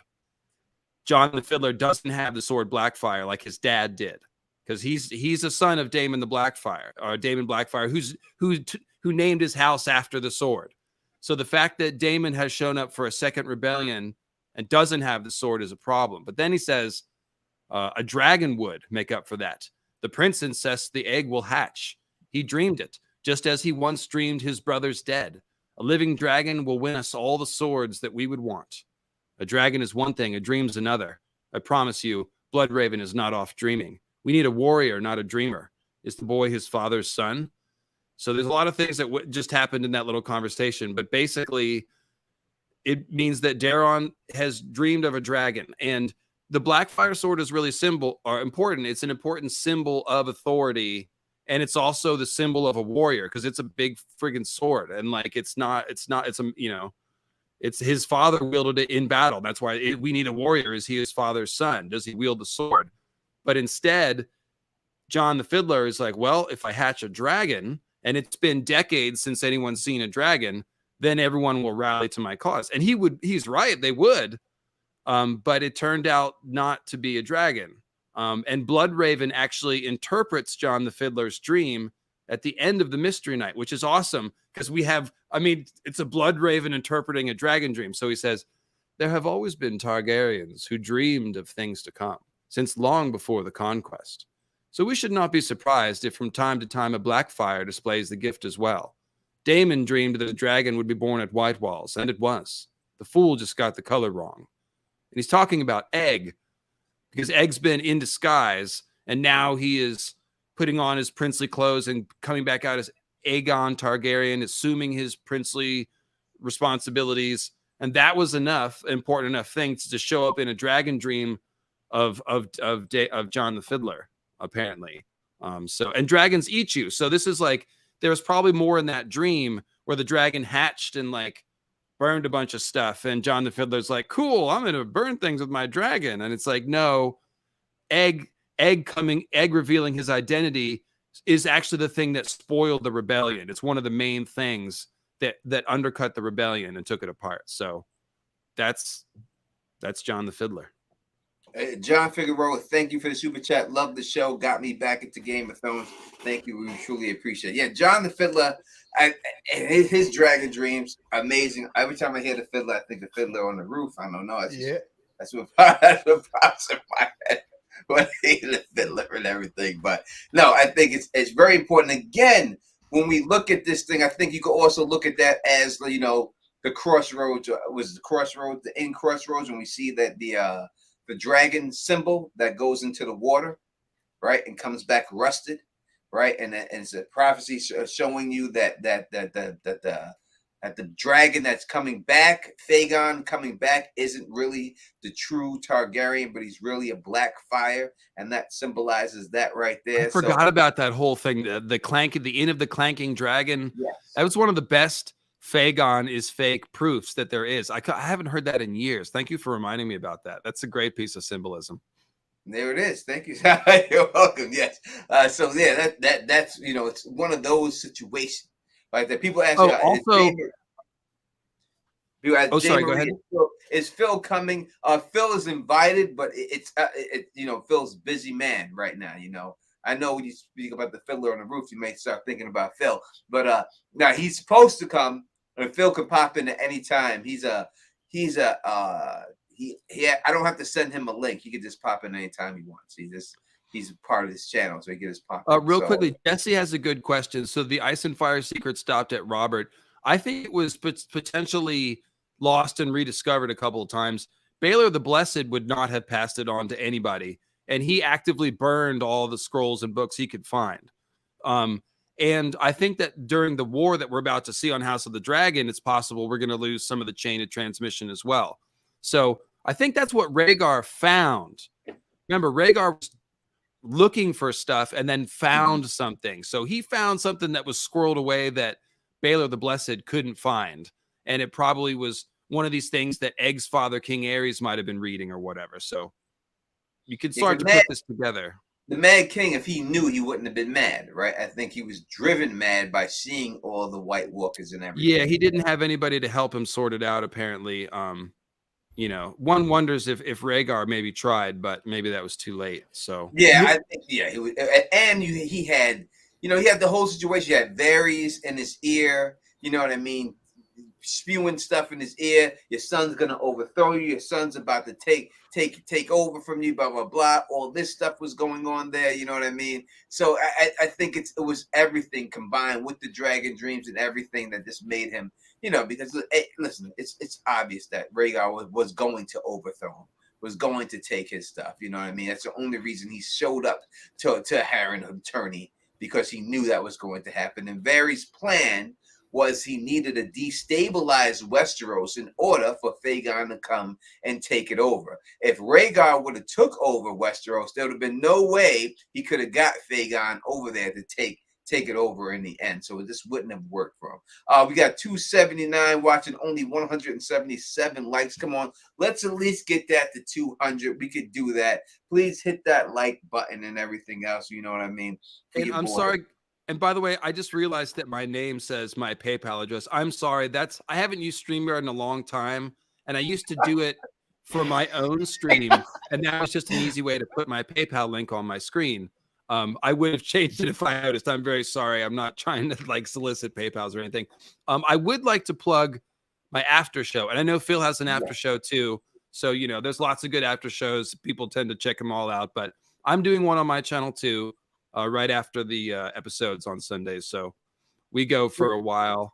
So if everybody is not subscribed to his channel, please subscribe. Mods, would you please? I think they did already, but please again put his link to his channel in the description, please. Yeah, just so you know. And if you're looking for a great after show, you want to bounce from Phil's to his and back and forth. You know, I like the bar hop. Right, I'm a bar hopper.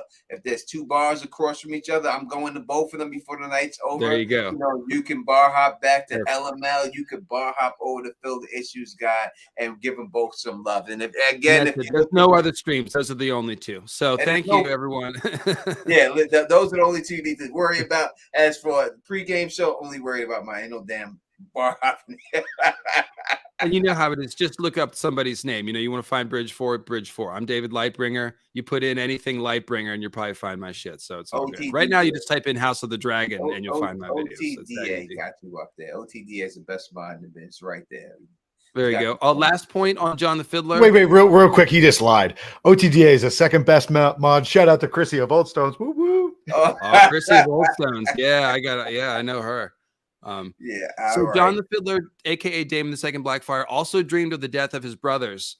You heard them Peak mention that, and Daemon mentions it himself talking to Dunk later. He says, I dreamed it. This pale white castle, you, a dragon bursting from an egg.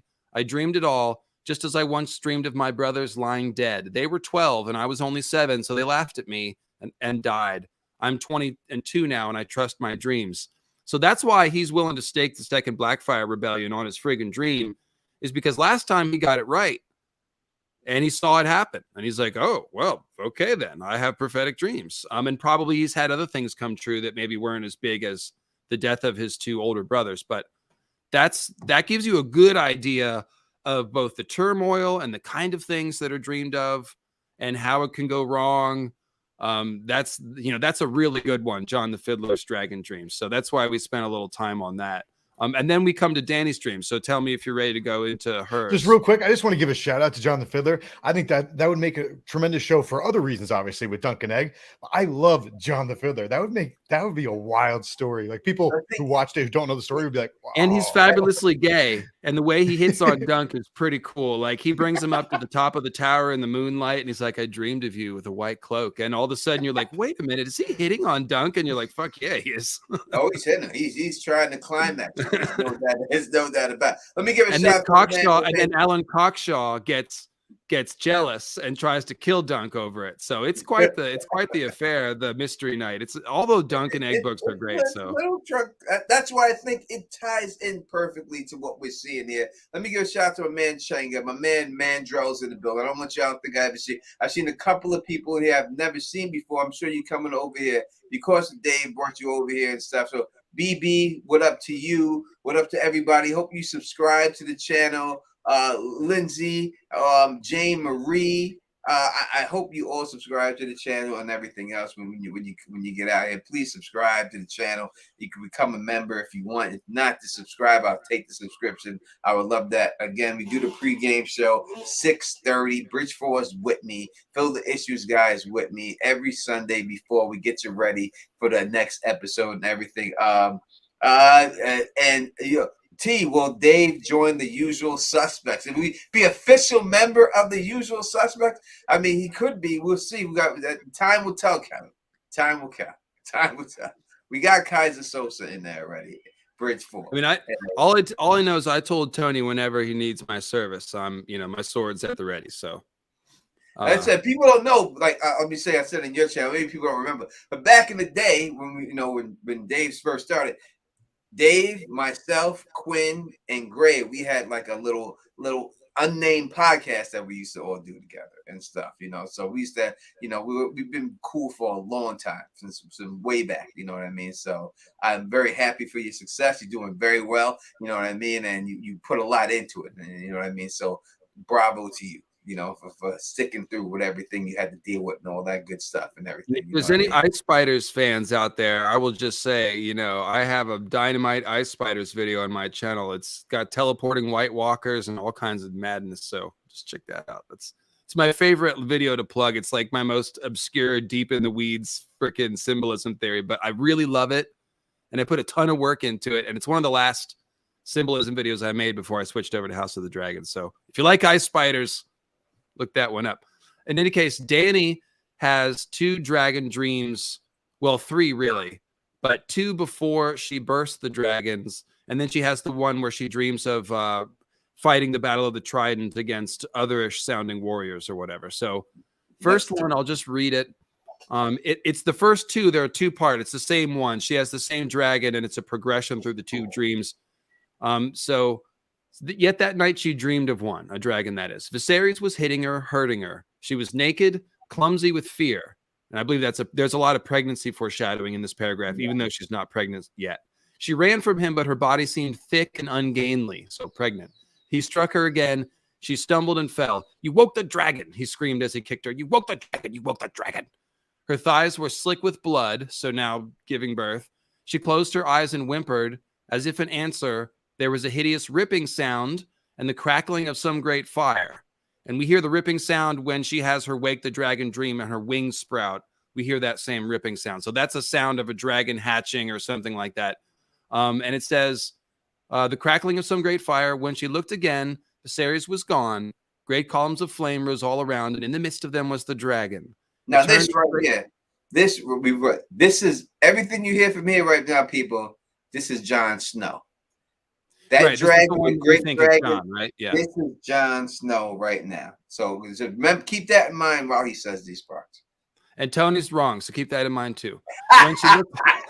When she looked again, Viserys was gone. Great columns of flame rose all around, and in the midst of them was the dragon. It turned its great head slowly. When its molten eyes found her, she woke, shaking and covered with a fine sheen of sweat. She had never been so afraid. So it's not named as the Black Dragon there, but it will be in the next dream. And she says it's the same dragon. So this is a Black Dragon. We're supposed to think of Drogon, obviously. Now, I will say that Drogon and Jon Snow have all the same symbolism. They are basically symbolic twins, which means that Dany's going to ride Jon. So moving right along. But this is Jon Snow. I will give you more proof that it's Jon Snow. People's silence is saying Jon Snow with a question mark. Yes. When we see the dream of Jon Snow, what is he covered in when he's in when he's up against the wall? He's covered in black ice, right? With the sword of Azor Ahai in his black ice, black armor. That black armor, I believe, is Euron Greyjoy's armor that he has. I'd like to think so, yeah. It's going to take a Valyrian steel armor for him to go up against the White Walkers. He's going to have that armor. Seems like a good match, Tony. It does. Real quick, just do you think, what does Valyrian steel armor do? Obviously, it's strong. Obviously, it's light. But does it like protect you from fire? Does it? White Walkers, it protects you from. So it protects you from like White Walker blades, maybe? So yes, I believe that it would protect you against White Walker blades, and for the Valyrians, it would be the most fireproof armor. So for those people working close to dragons, riding dragons, that might be kind of handy. Like other armor, if it gets hot, it's gonna burn you. If you're another, maybe it takes longer. Like it has a lower specific heat. It could if it's lighter. I was just wondering about that too, because you don't want to get cooked in there either. But I think it's mostly for long night purposes. It should stop White Walker blades, I would think. Yeah. So maybe you could just bash them and kill them all. He's like, psh, psh, psh. Like Euron's fire hand, or I'm sorry, Victarion's fire hand is clearly going to be used to strangle White Walkers, right? I never thought about that. Like you're wearing your gauntlets, like pew, pew, pew, exploding White Walkers. I don't know if Victorian makes that. I think like I said, I've said it before. I don't want to go into all this other. But Victorian, I think his big win, his big thing is going to be he kills Barristan the Bold. I think that's his big come up. Because if you look at what he is, he's always trying to find that big fight.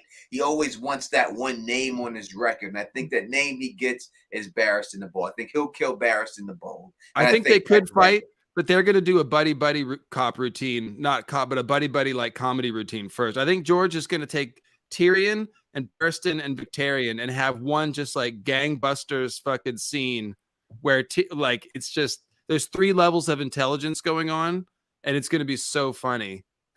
But that's my prediction for those 3. Because they are going to all end up in the same room there in Meereen at some point. So, okay. So the second half of the this dragon dream, it's in the next chapter. So that was in Dany's second chapter. And she ends afraid. And her Dothraki experience continues to be very bad. Then this dragon dream comes in Dany 3. It's one of the most seminal passages in the book. Yet when she slept that night, she dreamt the dragon dream again. Viserys was not in it this time. There was only her and the dragon. Its scales were black as night, wet and slick with blood. Her blood, Dany sensed. So earlier her legs were bloody. Now the dragon has her blood on it. So it's pretty clear that she's given birth to this dragon here. And of course, she's the mother of dragons, so that's not very cryptic. Its eyes were pools of molten magma. When it's opened its mouth, the flame came roaring out in a hot jet. So this would be Tony talking about Jon Snow killing Dany here or something like that, with the burning sword. She could hear it singing to her. And this is why I disagree. She opened her arms to the fire, embraced it, let it swallow her whole, let it cleanse her and temper her and scour her clean. She could feel her flesh sear and blacken and slough away. She could feel her blood boil and turn to steam, and yet there was no pain. She felt strong and new and fierce. Now, I guess you're saying that it's a magical transformation thing, and so she could still experience that. If you look and listen to the words they're saying all the words of a sword that is tempered. When you temper a sword, all those words that you just said is what happens when a sword is tempered, right? So it feels like when she gets it, she feels clean. In the beginning, she's afraid. It's Jon Snow. Her blood is on him because Jon Snow has just stabbed her with the blade, and her soul is going into the blade. That's why in the end she feels clean. But if you listen to the words that you just said, you can say them again if you can. Those are all the words that people use when they temper a sword. When the sword is absolutely. I was going to say that it's Dany being tempered, but you're saying that's because she would go into the sword as Nissa went into. Okay, so that makes sense. That's coherent. I don't hate that. And also I will point out that at the alchemical wedding, which is what I call Dany waking dragons and Drogo's bonfire, she refers to it as a wedding and replays all of this language. She embraced the fire. She pictured herself melting into Drogo as one, searing and blackening, sloughing away, strong. It's a mirrored language.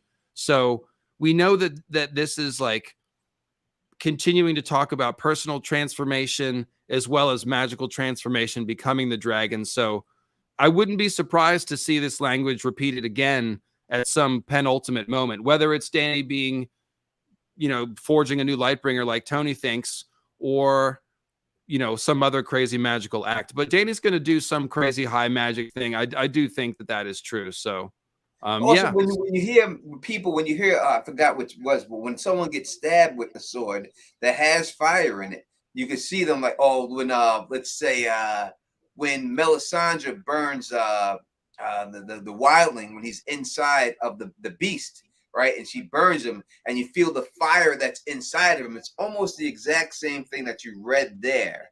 That he says that the way he feels when he feels that burning inside of him. So the fire inside. So if that's the thing and the fire is catching inside of Dany, it would be that same feeling. And that's why I feel like that's the way it's going down. Maybe she would survive. What if they did that and she like became like a fire spirit or some because everything about these rituals, like Dany is surviving and transforming through this. So like maybe she goes into her dragon or turn to like with Melisandre, I've been thinking of Melisandre is slowly transforming into a fire entity who doesn't need to eat or sleep, and she's powered by R'hllor, which means fire.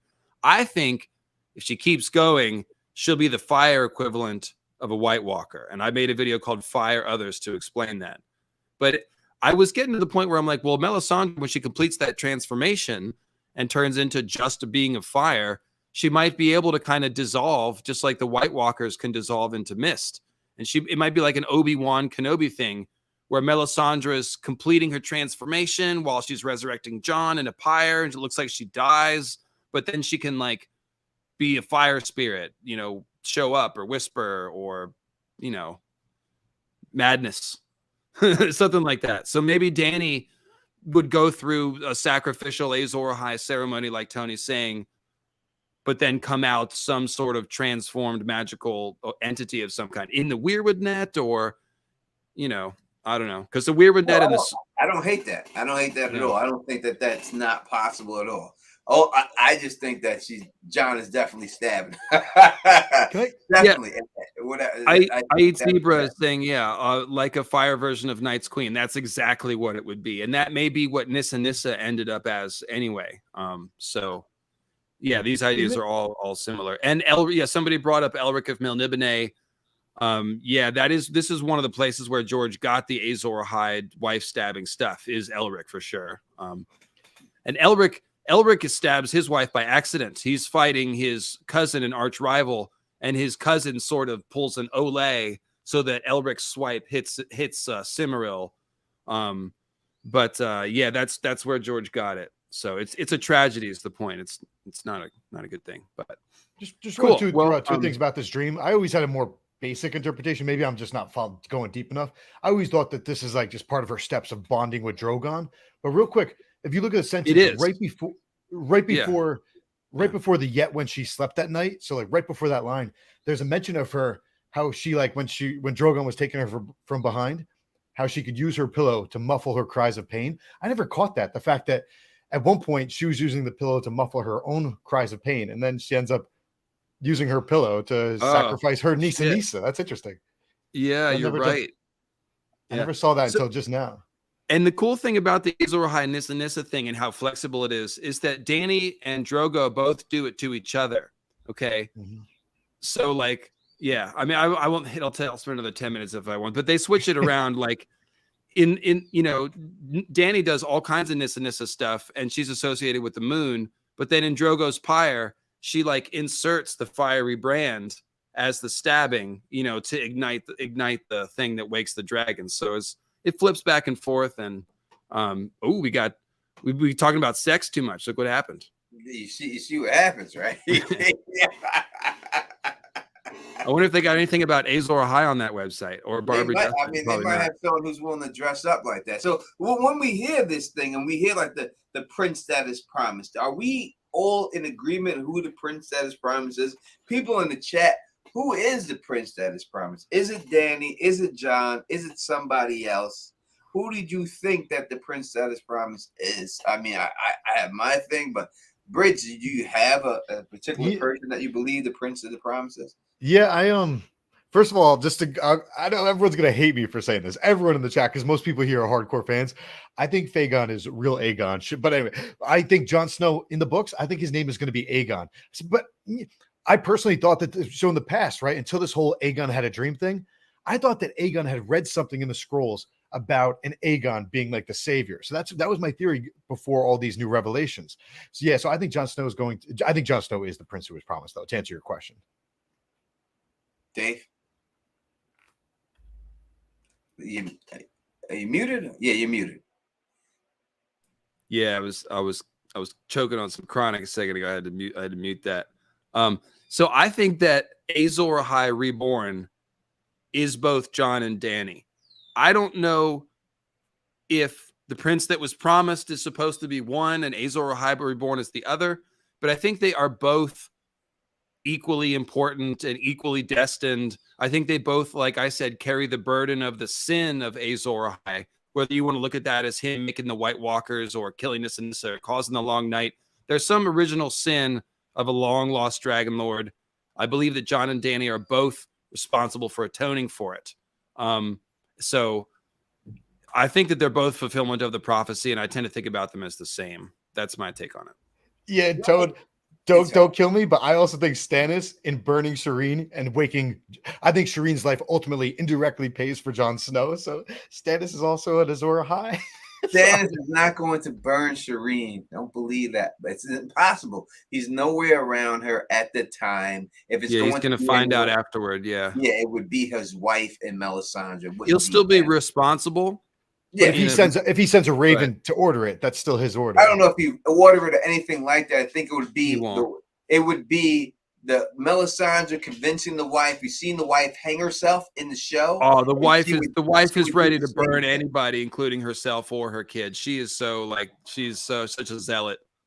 Yeah, but once she sees the reality of her daughter screaming, she might kill herself after that and everything else. But if Stannis doesn't burn Shireen, then how does he become an Azor Ahai? How does he act out that part of the prophecy? Jasmine, if you are asking, the dragon has 3 heads. I did a huge video on exactly who the 3 heads of the dragons are. Please, this Teflon TV, the dragon has 3 heads. Who's your 3rd dragon head? It's Vegar. Okay, I got Euron for that. It's Vegar. Vagon's the 3rd head of the dragon. I got Euron. Because I think Euron's going to get a dragon. And when it's all said and done. So definitely check it out. I actually I did a lot of research on that one, and I came to that conclusion, and I think it has to be. I can't see it not being. What about Jon's crypt dreams? There's a lot of dreams. You got Jaime Lannister has Weirwood dreams. That's why when I tell you that the children of the forest are the ones who send these things, you have people falling asleep on weirwood stumps and they're getting dreams too. It's not coincidence. It's not coincidence. When you see the dream with him and Brienne and they're in the water and they got the basically not flaming swords, but silver swords that you can consider that are flaming, and they got a torrent of water, cold, extremely cold water on their legs and their feet down there. That all these dreams all reach to the same point in the end, right? They're all spelling out the same thing.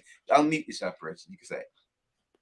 No, I was I'm just mouthing like quotes, like she said something like, or Jamie was like, "What is this place?" And then Cersei in that line was like, "This is our place," or "This is your place." I don't know. I was just mumbling stuff. Yeah, Brienne's naked. Is Brienne naked at that time when they're in the water? I think so. Yeah. And then they said you have to keep your flame on. If your light goes out, then you die, right? And on the swords and stuff. Well, look, so I think that the dragon dreams are Targaryen psychic dreams. However, even I am very interested about the intersection of the children of the forest and the Targaryens. And there is a couple of really big ones. The whole prince that was promised prophecy as interpreted by Rhaegar and the couple generations before him was guided by the ghost of Highheart, who is tapping into Weirwood magic. So there's definitely like a bleed over there. And then Jaime's dream that you just mentioned is a Weirwood stump dream. I think we're pretty definitely meant to infer that he has the dream because he falls asleep with his head on the stump. Okay. And then there's 2 flaming swords in the dream. So it's like, what are the Weirwoods? Why are they thinking about flaming swords? So obviously there's some overlap of the last battle is going to be tied to both Weirwood stuff and the Green Seer histories, as well as the blood of the dragon. It's all has to, so Azor Ahai was a Green Seer, guys. This is the answer. Azor Ahai broke into the Weirwood net. Nissa, child of the forest with a magical tie to the Weirwoods, and Azor Ahai essentially sacrificed her in a blood magic ritual to break into the Weirwood net. This violated the Weirwoods and drove the Weirwood spirits out of the trees. They became the others, and that is how Azor Ahai lost himself in the Weirwood net and transformed and comes back out Night King, leader of the others. That's my just to throw it, to condense it down into the most crazy sounding summary that I can. That is why I think that's the connection between the dragon shit and the Weirwood shit. Because it's obvious that the others and the Weirwoods are connected. That's easy. How did the dragon stuff connect to the Weirwoods? I feel like that's a big mystery of the story. Yeah, I feel like, and also if we talk about wolves, sorry, it's like Weirwoods. So Weirwoods have a connection, right? There's that, whatever you would call it, a hive mind, right? Then it's like when the kids are having their wolf dreams, like they can sense like Jon's above the wall. That's actually going back to about the wall being magic or not. Jon couldn't sense dragons on the other side of the wall. So that's actually some evidence of the wall having some sort of magic in it. He couldn't sense one when he was on this side. Anyway, so wolves have like a hive mind in a sense because they could sense each other. But also now it's like, all right, so if people who were bonded to dragons, are they getting into some sort of hive mind? Now going back to Jaime real quick. So you know how we mentioned, all right, so it's like you can enter like the Weirwood net or the dragon dreams, the whatever the astral planes you would call it, like through a computer, a telephone, a cell phone. There's like different ways to enter it, where there's dragon glass candle, a Weirwood stump, blah, blah, blah. But it's also one other factor that we haven't mentioned yet in the stream that's, I'm not sure if it's a factor. I think it is though, is that Theon mentions there's just different types of walls. There's obviously the wall from like north to south, but there's also the wall of death, right? So you have people that like get really close to that wall of death, whether it's like Patchface or Jojen or Brandon Stark. You also have Jaime Lannister. It's like, so when he has his head on that stump, it's like he's been near Godswood before. He's been near Weirwood trees, but now he's got his hand cut off. It's infected. He's closer to that wall of death. I think that might play a factor into entering into like being able to tap into. 100%. That makes you more open as a vessel. Theon is the best example. And that's an old magic principle of folklore that George is borrowing. It's the Odin thing. Like you transcend death or come a near-death experience, and that's when your magic gifts open up. Jojen got sick near to death, and that's when he had his green dreams. So yeah, that's old folklore stuff. Aeron Damphair, his drowning, just like Patchface. Yeah, a lot of people with that. Well, yeah. So in the time you look at them at anyone in the dealing with the Ironborn, right? It's always close to death. When you're close to death, this is when you see everything. This is when you have all these things. So yeah, close to death means a lot. I mean, so even with Ned's fever dream, you can even put that to there, right? I'm sorry, I'm a little bit of an interrupter. It's a little bit of an ADHD impulse thing. I constantly feel bad about it, so I apologize. There's a couple good comments in the chat. Someone said, well, so the White Walkers might want to get back into the Weirwoods. I think that's the whole thing. And I think that the idea of Bran downloading the Weirwood net hive mind, whether you think that's an evil plot by the Weirwood net hive mind to get out of the trees, or something, in my opinion, what it is that is the Weirwood net hive mind isn't the trees, it's all the dead green seers. And I don't think the green seers were ever supposed to be in the trees. I think the trees are literally white trees, WIGHT. They have been whited. They look like zombies. They look like they're screaming and in pain, blood and bone. And they've got a foreign entity living inside them. So where did the trees go? Well, the tree spirits are the goddamn White Walkers, okay? And so what we need to do is get the hive mind out of the trees. We'll stick it in Bran's little brain. Thanks, Bran. And that will allow the White Walker spirits to return to the woods. And this is how we can defeat the White Walkers without chopping them up with swords, because we're all looking for this way that it's got to be more complicated than just fighting them and slaying them. We know there's a mystery. There's some shit that's got to be fixed. So that's my answer. So they need to go back into the Weirwoods, and we need to get the green seer shit out of the Weirwoods. And the children originally, I think, used the trees in a different way that didn't involve carving faces and doing all this nasty shit. I think this is all post Long Night Sin, post Azor Ahai Night's King and stuff like that. So yeah, I think that when they didn't need to do that because they used the trees with the faces to spy on man, and before that they didn't have to spy on anyone. They only had beef with the giants and everything else. So there was no need for them to put those faces on them at that time. So I agree with that. Betray King says, V said when describing his dream, our son was born wearing Aegon's iron crown. Is this just a miscue or a reference to another crown? Did I miss something with this description? I think if you think about the Dance of Dragons, there are two crowns in there. I don't know if we should be talking about that. That's giving away. Yeah, it hits up against the spoiler wall. That's probably a put a pin in it thing, but I think they will continue to use this same dream that he's had. They will continue to refer to it. I don't think it's just for episode 1. So they'll develop it. Yeah, it was funny. Early in the stream, I'm like, can we talk about like other stuff outside of episode 1? And you guys said no. And I was like, wait, what are we going to talk about? Now I get it. We're talking about like some very high level stuff throughout the world, but we can't get into specifics about the show. We just don't want to ruin the TV show for people that are trying to like have it be as surprising as possible. Basically, that's all. Yeah. So yeah. And the other good comment. Oh, sorry. Go ahead, Tony. Go ahead. I think people have the gist of what the show is going to detail. Be about, but they don't know what it's really. So we'll let that stuff go and everything. But I feel like some people read Fire and Blood and kind of forgot most of what's in there and haven't purposely gone back to clarify it because they'd rather keep it like murky. So that's how I've been approaching it, is not talking about too many of the details. And then somebody else said, so how will this all pay off? Which is always a question for any tinfoil theory, any magic theory. Like, okay, well, how's this going to make sense in the story, right? Well, we've just been talking this whole time, like Jon and Dany have some magical destiny in the north. They've got to do something, to end the long night. Is it going to be more complex than just burning things with their dragons? Most people think so. So there's got to be some answer. And again, there's got to be a connection between dragons and Weirwood. So yeah, we're going to get some kind of answer. I don't think somebody's going to sit there and explain what happened 10,000 years ago. We'll have to infer a lot of it, but they've got to fix whatever's wrong.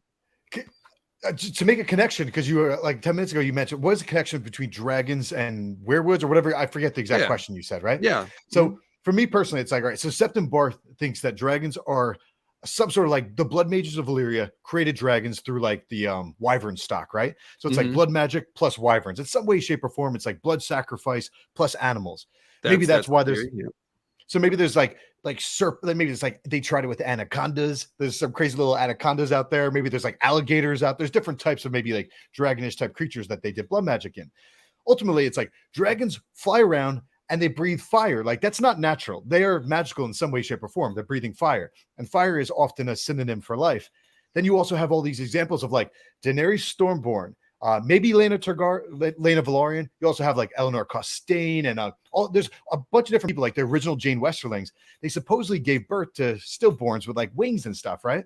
So lizard babies, yes. Yeah, exactly. Lizard baby. So it's like if dragons, blood sacrifice is required for dragons, maybe not even for the first, but maybe also even for future, like current dragons, like someone needs to die, right? So ultimately that's a sort of a connection. Like these things breathe fire. Baby Rhaego is the big one. People, people think Miri, Rhaego, and Drogo paid for the. But I mean, that's the connection. Like these are like, whereas direwolves are cool, you can get into like a hive mind of sorts with direwolves, but dragons literally are magical creatures related to death because death is required to make them, or maybe required to make them. Yeah, that's why I think. Oh, sorry, Tony. Go ahead. No, BS says dragons are fire made of fire, right? And fire is a synonym for life, like fire made. And flesh, I suspect the Greenseers might have a hard time skin changing dragons because they are made of fire. It would be like skin changing fire. I think that I think if we see Bran do it, it'll be like a final act. But we know that he's going to be king, so I'd let go of that theory. I don't think anybody's going to skin change a dragon myself. Are we going to see a dragon be birthed in this series? Yes, 100%. Yeah, we should. Yeah, I think so too. And there's also, without getting into spoilers, like there are, so we're like game. What is it? House of the Dragon is going to cover about. Well, actually, I was going to say 30 years, but like 20 years, let's say. Like there are characters in the show. There are characters that aren't even born yet that'll be born in like later seasons or maybe later in this season.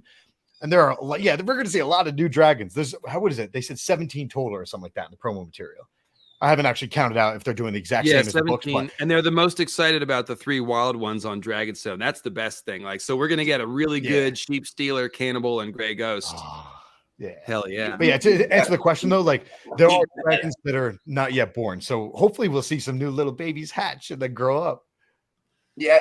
In the promo, you see the dragon going into the fire, right? And we see 2 things. We see them carrying around it in like an incubator or a warmer or a quickener, and then young Rhaenyra is putting one in the lattice in front of the. So there's going to be a lot of eggs, and all that lore is going to be developed, which is another reason why I think that we can consider most of that to be canon. Yes, they're changing the ages a little, the times and the dates a little. But when we're talking about the magical workings and Aegon's prophecy, that stuff's, I think we should think that's canon.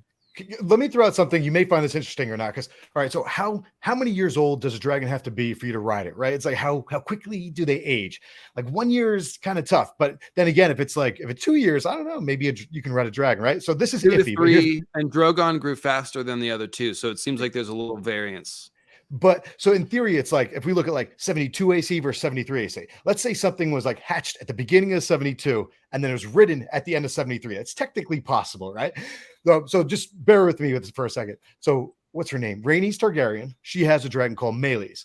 So Meleys was first written the year after Rhaenys was born. So this new theory I came up with in my head is that Rhaenys was born, a dragon hatched, she bonded that dragon, and then her aunt stole it for her for a period of time. And then after her aunt died, she got it back. It's iffy though, because whatever year But she was shouldn't born, it be possible based on what we know? But everything we know is like we think, so we don't really know it. it's 1 year. Yeah. The date is 1 year after. So at most, the dragon's 2 years old. So it does make the theory a little. Well, so who wrote stretched. Meleys first? It was Alyssa Targaryen. Alyssa, right? She was like the tomboy who she was married to. Oh yeah, Balin and Alyssa. Exactly. Yeah. Yeah. They're a heartthrob couple, man. They're awesome. There are a lot of new faces in here that we see in here, like Morpheus right here. Make sure if you can subscribe to the channel. You know what I mean? We do a lot of live streams. We do a lot of shows. We got the pregame show every week and stuff. Subscribe to the channel. And if anyone wanted to become a member of the channel, become a member. It's out there. It's out there for you. You get free stuff and everything else. You can walk away with a thug mug and everything else. So, definitely do it. Make sure you hit that likes button. But most important, subscribe to the channel. Really, look at that. Really means the most to me if you subscribe to the channel and everything. We got gold. David Lightbringer, the Don Tony Teflon. We have gold. Similar goals. 100K before the year is out. Oh hell yeah! I think that's Got to get that plaque like he's got there in the background. That's right. We're after the plaque. We're after the check mark on our name in the chat. We're after all of that. So let's see if we can get David Lightbringer, the Don Tony Teflon on Teflon TV to 100K. Let's try to get that. And if I just say two things real quick. One, if you came here from my channel, I hereby order you to subscribe to these two guys. Come on now, I feel like my crew is very community oriented, so they probably have already done that. But and then the other thing is, like I said, I do the no, I wasn't going to plug my post game show, although I do post game show. If you like crazy theories about magic, that's what I was going to say. Go to my channel and click on the playlists tab, and I've got them by subject. So all my White Walker theories, Melisandre theories, Euron theories, Dany theories. I've got lots. If you're bored and you need to kill some time, I got lots of stuff. Is all I'm gonna say. So the last Dany. Go ahead. I was gonna say this real quick, because last time I was on your channel, there was a little pushback when I said that the children of the forest, are the reason why the doom happened. That's my theory that they jumped off, and people were saying it was the Faceless Men who actually did it, and so I didn't have a chance to actually answer that. But let me answer that right now, real quick. The Faceless Men basically worship the children of the forest, and I'm going to read this to you right now, and this is that ties them two together, right? So this is from A Dance with Dragon. This is Bran's chapter when he sees a blood raven in the weirwood tree. He says the sight of him still frightened Bran. The weirwood root snaking in and out of his withered flesh, the mushroom sprouting from his cheek, the white wooden worm that grew from his eye socket had been. He liked it better when the torches were out. In the dark, he could pretend that it was the three-eyed crow that whispered to him and not some grisly corpse, right? Corpse, we know, are associated with the dead people and the White Walkers and stuff. All right, so I'm going to read this. All right, so this is from Arya when she goes to opens the door to the Faceless Men. He says, "Does he think to scare me?" Arya kissed him where his nose should have been and plucked a grave worm from his eye to eat it, but it melted like a shadow in her hand. So both times when you see this, we see that there's a worm coming out of this person's eye, and I believe that is the similarity. I believe the Faceless Men, they all worship the children of the forest in their own way, as a different form, not the children exactly, but the God they worship is represented by the children of the forest. That is why they both see the worm inside of the eye, and they also said she wanted to pull the worm out of his eye when she's seen it. So that would be a connection that I could put, that the Faceless Men are connected to the children of the forest. Obviously, what they do, changing faces and changing people, is a form of physically skin changing, not doing it exactly, but that the best they could do of skin changing a human being. Yeah, that's a good theory. I don't have an answer of what the Faceless Men are. I kind of put them in the Qyburn category of like George doing Frankenstein-ish pseudoscience. I also think the Faceless Men collect magics of like any kind that they can use, sort of. I think they're like just utilitarian, using whatever. The thing is, what you were just highlighting is that Arya's experience in the House of Black and White parallels Bran's experience in so many ways. And the House of Black and White has Weirwood all through it. The thing with the kindly man in the eye and Bloodraven's eye, there's 1,000 parallels. Plus, the whole Weirwood realm is outside the realm of death, or it's outside the realm of life. It's in the death realm. It's in the limbo realm, the bardo, whatever, however you want to describe it. And Arya's in the House of Black and White, which is a simulated temple of death. So she goes down underground. She does simulated skin changing. It's entirely parallel. I can't decide if it's more of a thing like what you're talking about, where they're literally tapping into that Weirwood magic. I don't think so. I think it's a symbolic parallel, but I don't have a good answer for what it is either. So that's a good. Also, the House of Black and White, when we look at the doors, it's a Weirwood door, right? So we look at it as a Weirwood door, both inside there, and any place that there's a like they have like a secret place where a faceless man can go. The symbol is someone has to have a Weirwood and ivory door, right? It has to be Weirwood on their door, and that's when they know it's a safe spot for them to go, right? So all these Weirwood connections with them is not this there. I don't think. I think that all these gods are all in the end the children of forest, just seen different, and that's just the way. The House of Black and White, like they say, like all of it, no matter what religion it is, because they have different religions within the temple. Everyone prays the same God. It's death, right? And that's an underlying connection we have to all. But also in terms of like using a diverse way of magic. At one point, it's like she's like, "How do I change my face?" And he's like, "Well, puff up your face. See, you just change your face. That's one way." Then it was like, and he's like, "Go practice in the mirror." A second way is like literally put a face on her. And when she did that, she had the memories of like the girl who died, like whose face that was, right? Clearly some blood magic of some kind. Yeah. So that's like a nod back to when Melisandre had Mance Rayder wear the bones. It's like the bones remember. So like that face remembered. And then there's also like just using like the Faceless Men said, beyond using like the face, it's just like using what would you call it? Like light, like illusion, glamour, basically. So like it seems like they use like you were sort of alluding to, they just sort of like grab and pull at anything they can. They do whatever they want. Yeah, there's physical ways for human beings to do what the children can do. The Faceless Men do it with the faces. We already talked about the glass candles, right? And the serum. Those are all things that magic that the children of the forest have that man has tried. And now we see it, in the Citadel, them trying to master this because they want a part of that.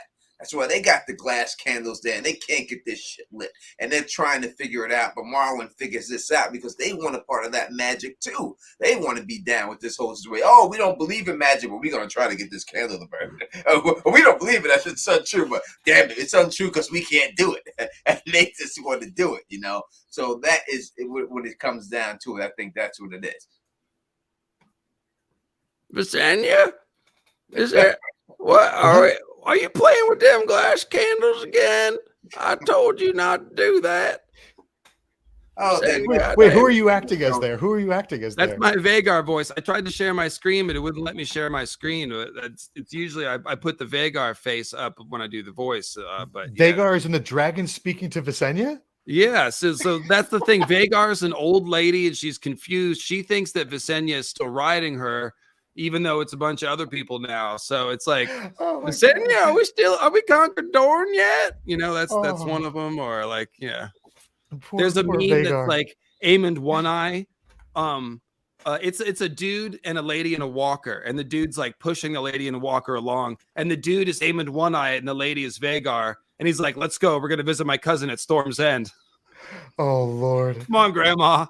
Yeah, the trees with the blue leaves and the nightshade trees, are they called? What are they called? The trees, the blue, the anti. They don't have a name. They're just the shade of the evening trees. Yeah, they're black. They're exactly the opposite, basically, of what the Weirwoods. Yeah. They could be dead weirwood trees. They could be corrupted weirwood trees. They could be either of those things. Yeah. But they basically have the same power of the weirwood tree, right? So everything, it seems to be the same there and all that. My guess is corrupted weirwoods, or it's just a related species that's native to Essos that can be used for magic. And because I think the Weirwoods have been altered, like I said, with the long night sin and all that. So their current form is different. You know, what do you think of the Oaken Seat?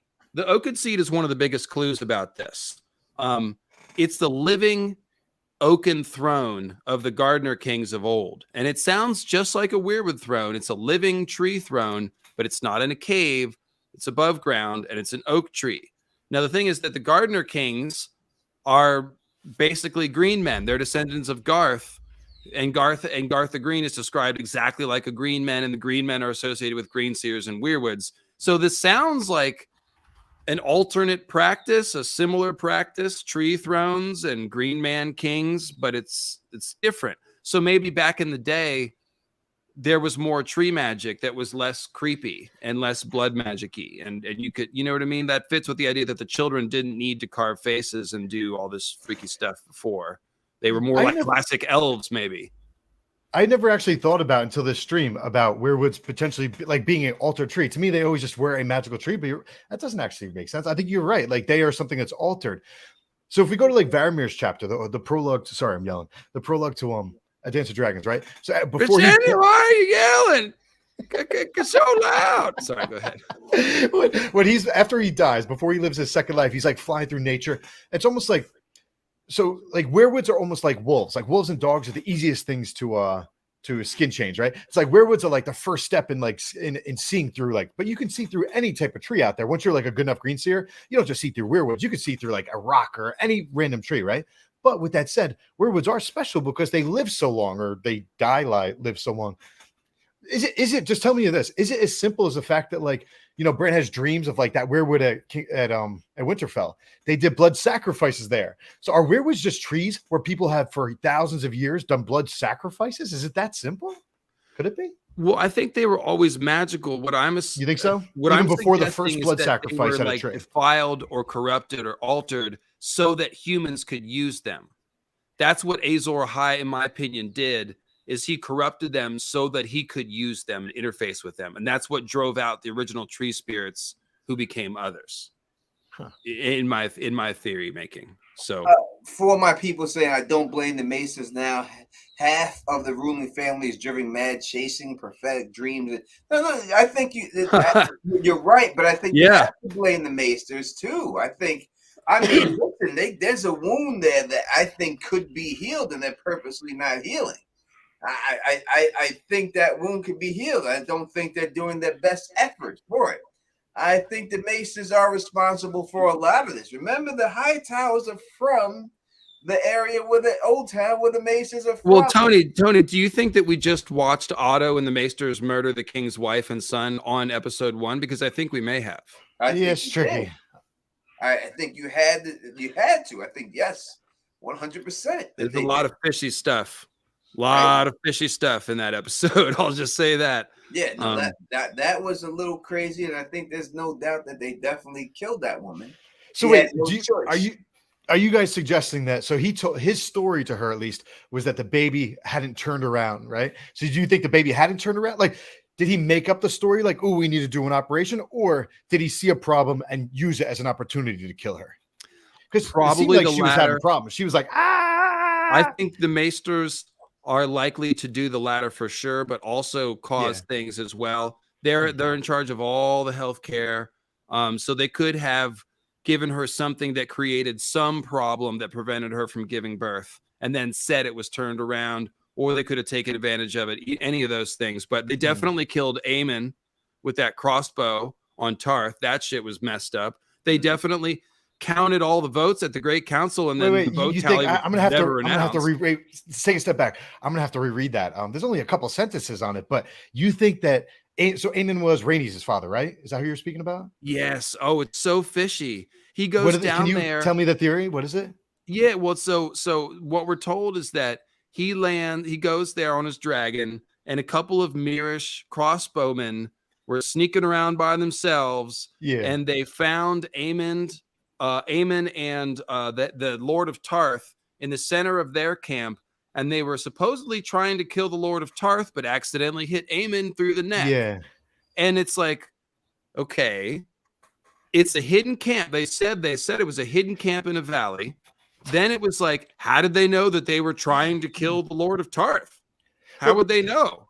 Okay. Yeah, hitting someone in the throat is not a miss. No, that's a hit. Is this a JFK situation? Is this what we're looking at here? I'm not up on my JFK theories, but I mean, I think that's what I'm saying. So to put it in perspective for people listening, I can't believe this never clicked to me. Like George R. R. Martin writes things for a reason, right? There's only like 2 or 3 sentences describing what happened. He specifically said they tried to shoot this guy, but hit him. That's a blatant clue that they were. How would they know? And that's just the kind of thing the Maesters could do, is hire some crossbowmen, because all they would need to do is tell them where the camp is. Yeah, that's the thing. Is like, how did they find the camp? So, but wait, so that completely went over my head. But why do you blame the Maesters? That's what the missing link. Why is it the Maesters? Well, the overarching theory is that the Maesters are anti-dragon. It comes from Marwyn the Mage. He says, "Who do you think killed all the dragons last time? Gallant Slayers?" So no, it wasn't. It was the Maesters. The Old Town has no room for dragons or prophecy or glass candles in the world that it is building. So the idea is that goes back to the Dance of the Dragons, at least. And you can also say that, of course, Aerys, there was good reason to undermine him. Yes, to the commenters' comment, you can't blame the Maesters at all for working against the Targaryens, after Maegor the Cruel especially. No, you cannot. I think that you can blame them for murdering people and stuff like that. And you can say, well, they were trying to get rid of the Targaryens and they caused a war and thousands of people died, so they're at fault. Yes, absolutely. But in general, you can understand why certain forces in Westeros would be working to get rid of the dragons. And I just want to say for Sir Otto, he has a certain bravery for sticking his nose in there in the middle of the Targaryen family and trying to fucking force people apart and force Daemon out of court. Daemon's a dragon lord, So it does take a certain amount of balls. I mean, don't get me wrong. Sir Otto is detestable and scummy and sleazy, and he's using his daughter and all this stuff. But yes, it does. But you can still get Hugh Hammond. Like you're a dragon lord when you're on dragon back. But when you ain't on that dragon's back, you are just a regular mole whore. You know what I mean? What up to my man Smoke Screen? Thank you for the super chat. He says, "Who are these nerds? Sup Tone, Kev, definitely don't think the letter Otto sent to Old Town was just a filler." No, I don't think it was either, bro. Not at all. I do. That's going to be every scene for him. Like, oh, write a letter to Old Town. Like all the time. You just clicked them. All that stuff. Listen, Old Town was running the show before the dragons got there. Why would they not want to be it? Because Old Town was that type of spot that you ain't going there to conquer Old Town. Old Town is good. It's got all. You just bent the knee to Old Town. It's got all the religion. It's got everything. You can't fuck with them. Dragons came, took everything over. You know what I mean? You can't marry your sister. Dragon says we can marry our sister. Everything the Targaryens did went against everything that Old Town stood for. And they had to eat it. They had to eat it because of the dragons. So eventually, why wouldn't they try to get rid of these goddamn dragons so they could have their way? I think the incest thing is their fake culture war, political football issue. It's the thing that gets the people all riled up and smears the Targaryens as gross and nasty, which, I mean, incest is gross and nasty. So, I mean, that's reasonable. But I think depending on how hot your sister is. Don't. Let me just recover from that. No, I need a minute. I think that the Old Town opposes them because of Maegor the Cruel reasons. But the incest and the amorality makes a good way to rally the populace and sort of take a high horse to it. But we know the Septons are banging on the side, and there's all kinds of Septons bastards or Old Town bastards that end up in, I forget what the line is, but the Hightowers and the Citadel, they and the Sept, they all have a lot of whatever. You get. Did George R. R. Martin have 2 sisters when he grew up? No, that'd be funny if he did. He did, right? I don't know. I think he had 2. He has 2 sisters, George R. R. An older and a younger. I'm serious. I mean, that's not. It's a joke, but I'm dead. I think George R. R. Martin has 2 sisters. His older. What's I- wrong with your brother there under the blankets? I think I mean, Hey, people come on will out of there, correct me children. if I'm wrong, but I believe you can Google it right now. Right now, Smoke is. I mean, I know Bridge is about to Google. Google it. George R. R. Martin says I think he has 2 sisters. I don't think this is. I think this means something. Cut it. Cut the stream. Cut the stream. There's a tweet that says, "Yes, I have a sister. In fact, I have 2." Yeah, there you go. Oh, and there's more. There's more to this tweet. To answer your question, no, I've never had intimate relations with them. Never got the chance. Did he say never got the chance? Yeah, Oh no, that's pretty funny. that's dreadful. That's great. That's it. I hope that was a joke. Yeah, I think he's listen, joking. listen, in real life, when you're growing up in the projects in New Jersey, things cross your mind. This is a parody account. I just want to be clear. It's not George R. R. Martin's account. Sorry. Yeah, please be clear about that kind of thing. Yeah, no, I don't have Twitter, so I saw it and I read it. Yeah. Oh, you're new to Twitter. Okay, so on Yeah. Twitter. Wait, so Lady Starfall, you I was live in played. the same town as me, Lady Starfall? Is that what you're saying? Well, we live in the same town, Teflon TV, Lady Starfall. Well, Lady Starfall, if you live in my town, you can hit me up on Teflon TV. We'll talk about the town. All right, hit me up on Teflon TV. We'll talk about the town we live in.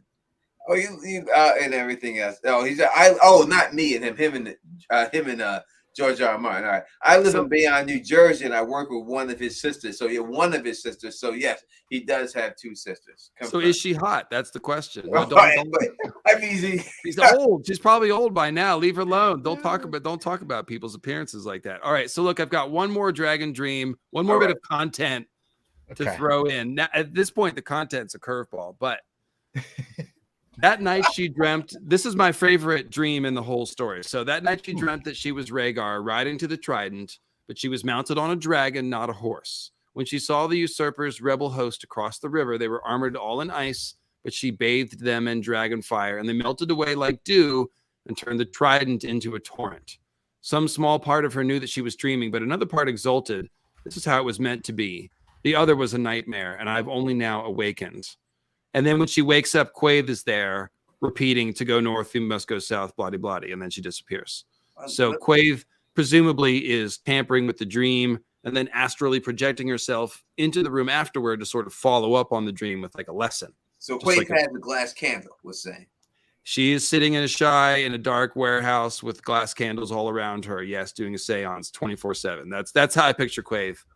Wait. All right. Real quick, I think that this dream, real quick, I think this go. dream right here ties into Jaime's dream.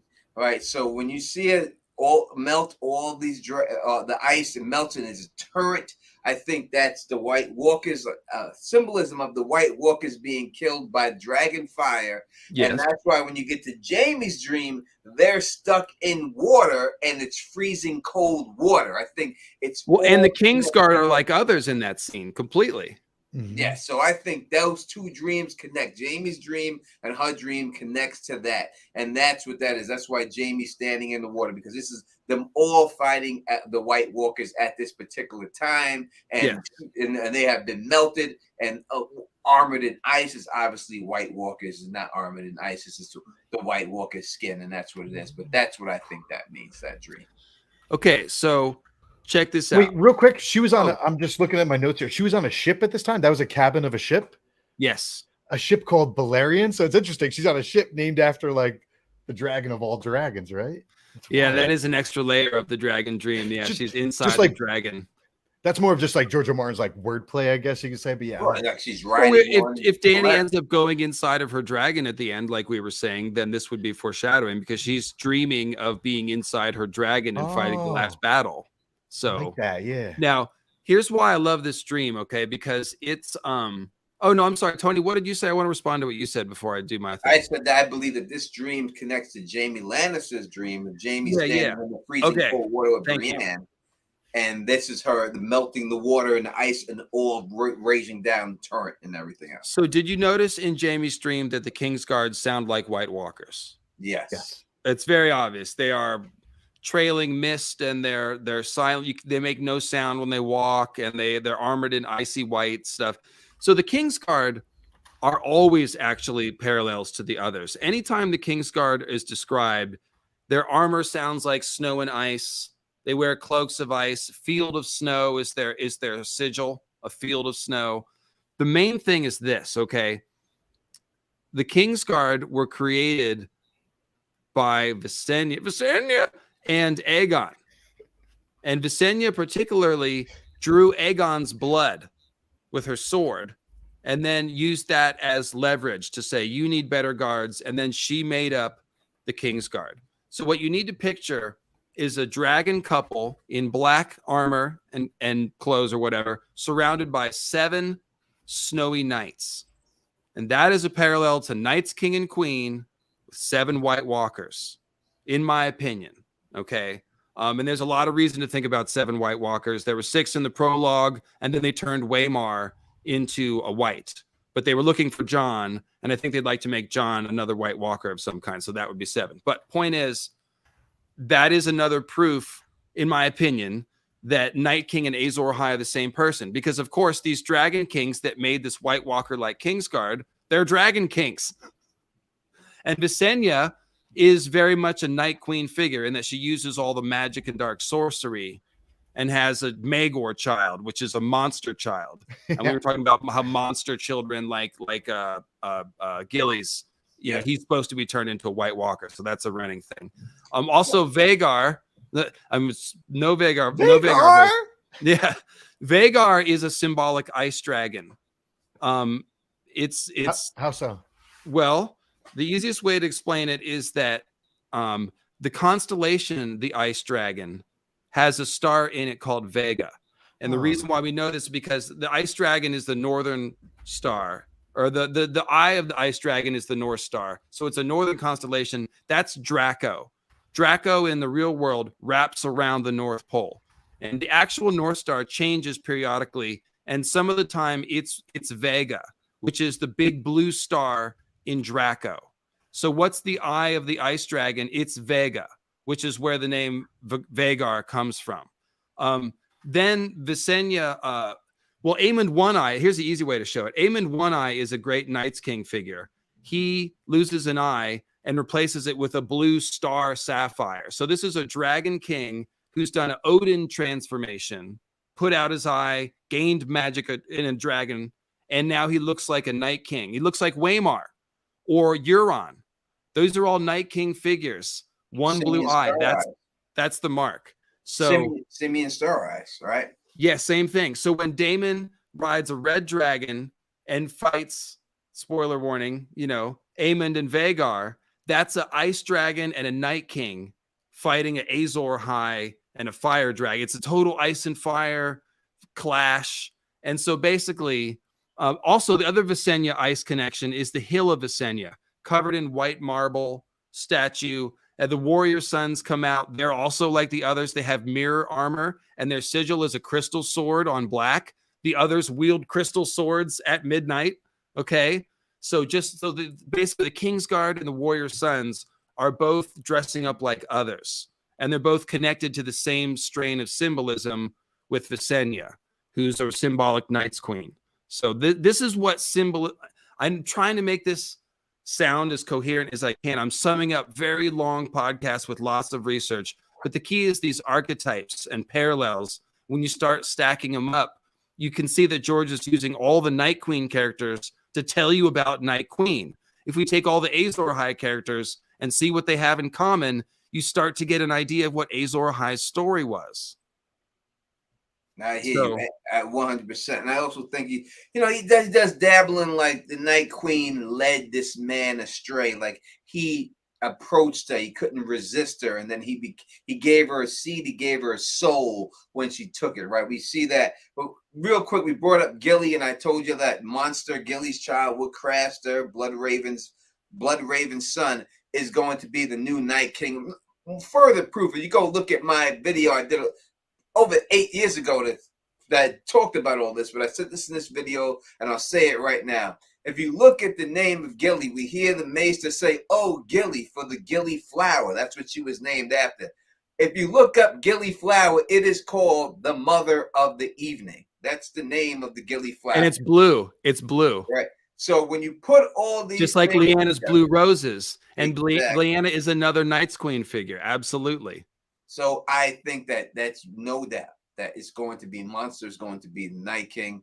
The mother of the Night King is Gilly. And that's what it is. But I'm not going to keep these guys here all night. We've been on here for over well, this has been fun, man. Thanks for letting me. No, it's been a great time. It's been a great time. We're going to chop it up when we turn off, so don't leave. We're going to talk a little bit when we get out of here. Thank you for everyone. I eat Zebra. Sorry that you couldn't make it. She was supposed to be here, but she got out late. Great area. Check out her channel. She's supposed to be here, but something must have caught her up at the John and everything else. There's the video right there, right? And I did. From OTDA, the White Walker's Monster.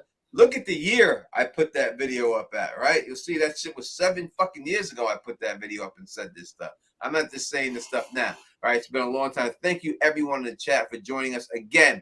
David Lightbringer channel, it's in there. Help the man get to 100,000 subscribers. Help the Don Tony Teflon get to 100,000 subscribers. You know, he has videos every week. He's always live streaming. And after every game of House of the Dragon show, he is live. Go to his channel. Check him out. Feel the Issues guys also live. As I said, let's do some bar hopping, going back and forth all night.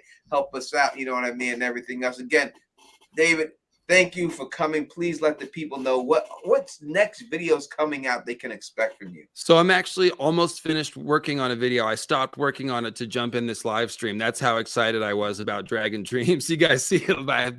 This is my shit here. So yeah, I'm gonna put out actually I'm gonna break down the trailer for next week. The in the weeks ahead trailer. There was a couple things that keyed off conversation points I wanted to do. So I got like a 12-minute video.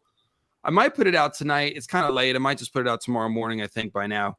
And then I've got one about the things that the show is doing well, story writing stuff. Be as simple. I just want to make sure everyone understands why it's a good show and why it's going to continue to be a good show, because it's doing these things right. So I got that. And then I'm going to try to do the Maester. I'm going to go through and pick out all the super sus Maester auto activity and see if I can make a little... Because I have a Maester conspiracy part 1 and 2 video on my channel. A lot of people have done that. I have one that I did recently. So I'm going to continue to monitor the conspiracy as it goes, if they keep giving us red meat, and sort of update it. So, yeah. No, I just want to go ahead with Bridge 4. So everyone Bridge knows 4. Bridge 4. We all know how big Bridge 4 is. I just want to give a shout out to 2 people. We've got the second best mod in the game in the realms. That's OTDA. And another shout out to Vegar.